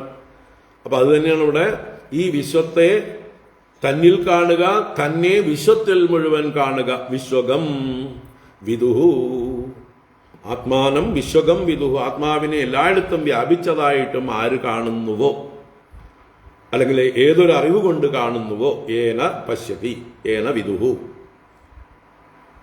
ആ വിശുദ്ധ വിജ്ഞാനത്തെ അവർക്കായിക്കൊണ്ട് വിഭുവും ഭഗവാനുമായിട്ടുള്ള ബലരാമസ്വാമി വ്യതരത്, നല്ല പോലെ ഉപദേശിച്ചു, അവർക്കൊക്കെ അനുഗ്രഹം ചെയ്തു. സ്വപത്ന്യാവഭൃതസ്നാതോ ജ്ഞാതിബന്ധു സുഹൃദ്വൃതഃ രേജേ സ്വജ്ജോത്സ്നയേവേന്ദുഃ സുവാസാ സുഷ്ട്വലംകൃതഃ. സ്വപത്ന്യാവഭൃതസ്നാതോ ജ്ഞാതിബന്ധു സുഹൃദ്വൃതഃ രേജേ സ്വജ്ജോത്സ്നയേവേന്ദുഃ സുവാസാ സുഷ്ട്വലംകൃതഃ. സ്വപത്ന്യാ അവഭൃതസ്നാതഃ. ഭഗവാൻ ബലരാമസ്വാമി ദ്വാരകയിൽ നിന്ന് പോകുമ്പോൾ ഒറ്റയ്ക്കല്ല പോയത്, ഭാര്യയും കൂട്ടിയിട്ട് പോയിട്ടുണ്ട്, രേവതിയെ, അല്ലേ? അപ്പൊ തന്റെ പത്നിയായ രേവതിയോടുകൂടി, സ്വപത്നിയ യജമാനനായതുകൊണ്ട് യജമാനിയും വേണം, ഈ യാഗങ്ങളൊക്കെ ചെയ്തു കഴിഞ്ഞപ്പോൾ അവഭൃത സ്നാനവും ചെയ്തു. അതാണ് അവഭൃത സ്നാന. തന്റെ വ്രതങ്ങളെല്ലാം അവസാനിപ്പിക്കുന്നതായിട്ട് അവഭൃത സ്നാനം കഴിച്ചവനായിട്ട് ദീക്ഷയുടെ അന്ത്യത്തിൽ ചെയ്യുന്ന സ്നാനം ചെയ്ത് ജ്ഞാതി ബന്ധു സുഹൃത് വ്രത. അപ്പോൾ അപ്പോഴേക്കും ദ്വാരകയിൽ നിന്ന് പലരും ബന്ധുക്കളൊക്കെ കൂടെ വന്നിട്ടുണ്ട്, അവരോട് കൂടിയവനായിട്ട് സുവാസാഹ, നല്ല വസ്ത്രം ധരിച്ചവനും, സുഷ്ടു അലങ്കൃത, നല്ലതുപോലെ അലങ്കാരാദികളൊക്കെ ചെയ്തവനും. അപ്പൊ തീർത്ഥയാത്രയിൽ താടിയും തലയും മീശയൊക്കെ വന്നിട്ടുണ്ടാവും, അതിനെയൊക്കെ ഒതുക്കിയിട്ട് അതൊക്കെ വേണ്ട പോലെ ക്ഷൗരാദികൾ ചെയ്ത് നല്ല വസ്ത്രങ്ങളും ആഭരണങ്ങളും ധരിച്ച് സുഷ്ട്വലങ്കൃത സഹ സ്വജ്ജോത്സ്നയാ ഇന്ദുഹു ഇവ രേജേ. ഇന്ദു ചന്ദ്രൻ, സ്വജ്ജോത്സ്ന സ്വന്തം പ്രകാശം, സ്വന്തം നിലാവ്, സ്വന്തം രശ്മികളുടെ കാന്തി. അപ്പോ ഇന്ദു അഥവാ ചന്ദ്രൻ തന്റെ തന്നെ കാന്തി കൊണ്ട് എങ്ങനെ ശോഭിക്കുമോ അതുപോലെ ഇദ്ദേഹവും സ്വപ്രകാശം കൊണ്ട്, സ്വവൈഭവം കൊണ്ട്, തന്റെ തപസ്, തീർത്ഥയാത്ര, യാഗങ്ങൾ ചെയ്തതിന്റെ തേജസ് എല്ലാം കൂടി ബ്രഹ്മവർച്ചസ്സോടുകൂടി ശോഭിച്ചു എന്നർത്ഥം. അങ്ങനെ കൂടുതൽ പൂർവാധികം എന്താ പറയുക, തേജസ്സുള്ളവനായി തീർന്നു ബലരാമസ്വാമി ഈ തീർത്ഥാടനം കഴിഞ്ഞപ്പോൾ, യാഗാവസാനം കഴിഞ്ഞപ്പോൾ. ഈ ദൃഗ്വിധാനി അസംഖ്യാനി ബലസ്യ ബലശാലിനഃ അനന്തസ്യ പ്രമേയസ്യ മായാമർത്യസ്യ സന്ധിഃ യോ നുസ്മരേത രാമസ്യ കർമാണ്യത്ഭുത കർമ്മണഃ സായം പ്രാതരനന്തസ്യ വിഷ്ണോഃ സദൈതോ ഭവേത്. ഈ ദൃഗ്വിധാനി അസംഖ്യാനി ബലസ്യ ബലശാലിനഃ അനന്തസ്യ പ്രമേയസ്യ മായാമർത്യസ്യ സന്ധിഃ. ബലശാലിനഃ അനന്തസ്യ അപ്രമേയസ്യ മായാമർത്യസ്യ ബലസ്യ. ഇത് മുഴുവൻ ബലരാമസ്വാമിയുടെ വിശേഷണങ്ങൾ. ബലശാലിനഃ, ബലശാലിയായിരിക്കുന്നവനും, അനന്തസ്യ, സാക്ഷാൽ അനന്തൻ തന്നെയാണ്, ആദിയും അന്തവുമില്ലാത്തവനെന്നർത്ഥത്തിലും അനന്തനായിരിക്കുന്ന, അപ്രമേയസ്യ, ഇന്ന വിധമിരിക്കുന്നവൻ എന്ന് അറിയാൻ കഴിയാത്തവൻ, പ്രമേയമല്ലാത്തവൻ, പ്രമാണ വിഷയമല്ലാത്തവൻ, നിശ്ചയിക്കാൻ കഴിയാത്തവൻ, മായാമർത്യസ്യ, മായ കൊണ്ട് മനുഷ്യരൂപം ധരിച്ചിരിക്കുന്ന ബലസ്യ, ആ ബലരാമന്റെ ഈ ദൃഗ്വിധാനി അസംഖ്യാനി സന്ധിഹി. ഈ ദൃഗ്വിധാനി, ഇതുപോലെയുള്ളതായിട്ടുള്ള സംഖ്യയില്ലാത്ത ലീലകളുണ്ട്. അദ്ദേഹത്തിന്റെ ചരിതം പറഞ്ഞാൽ തീരില്ല, അത്രയും മഹത്താണ്. ചിലതൊക്കെ എടുത്തു പറഞ്ഞു എന്ന് മാത്രമേ ഉള്ളൂ എന്ന് സൂചന. അപ്പൊ ഇതോടുകൂടി ബലരാമസ്വാമിയുടെ കഥ ഈ ഭാഗവതം ദശമസ്കന്ധത്തിൽ തീരുകയാണ്. ഇനി എവിടെയും കാര്യമായിട്ട് എടുത്ത് പറയാൻ പോകുന്നില്ല, അതുകൊണ്ട് കൺക്ലൂഡ് ചെയ്യണം. യോനുസ്മരേത രാമസ്യ കർമാണ്യത്ഭുതകർമ്മണഃ സായം പ്രാതരനന്ദസ്യ വിഷ്ണോഃ സദയിതോ ഭവേത്. യോ അനുസ്മരേത രാമസ്യ കർമാണി അദ്ഭുതകർമ്മണഃ സായം പ്രാതരനന്ദസ്യ വിഷ്ണോഃ സദയിതോ ഭവേത്. ആ അത്ഭുതകർമ്മണഃ അനന്തസ്യ രാമസ്യ കർമാണി,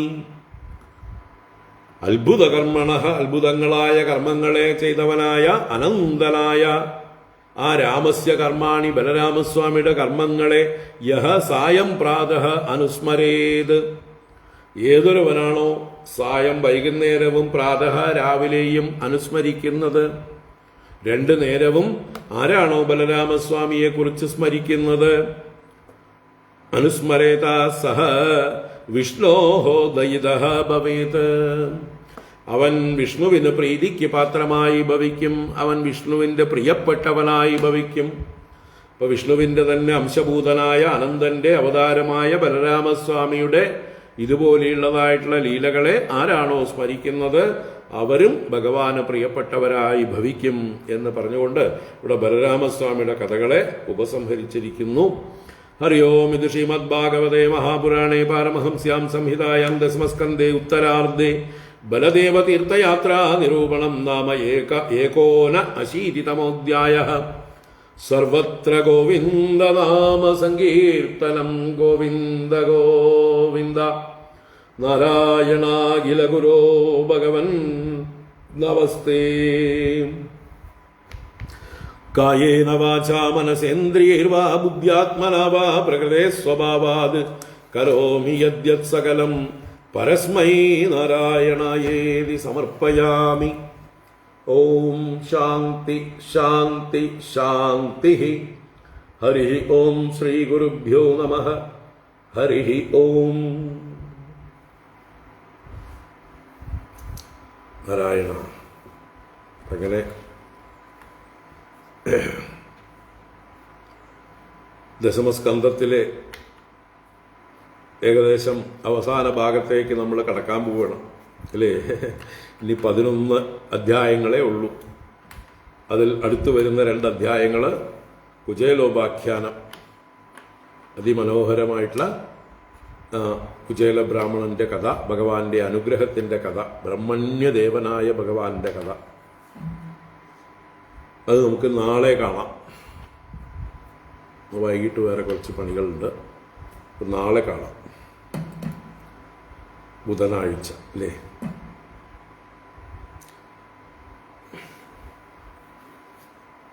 അപ്പൊ നാളെ കാത്തിരുന്നാൽ മതി.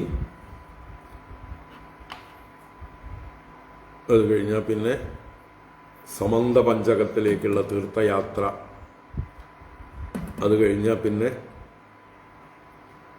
ചെറിയ ചെറിയ ചില കഥകൾ, അതിൻ്റെ ഇടയിൽ വരുന്ന വലിയൊരു ഭാഗമാണ് ശ്രുതിഗീത.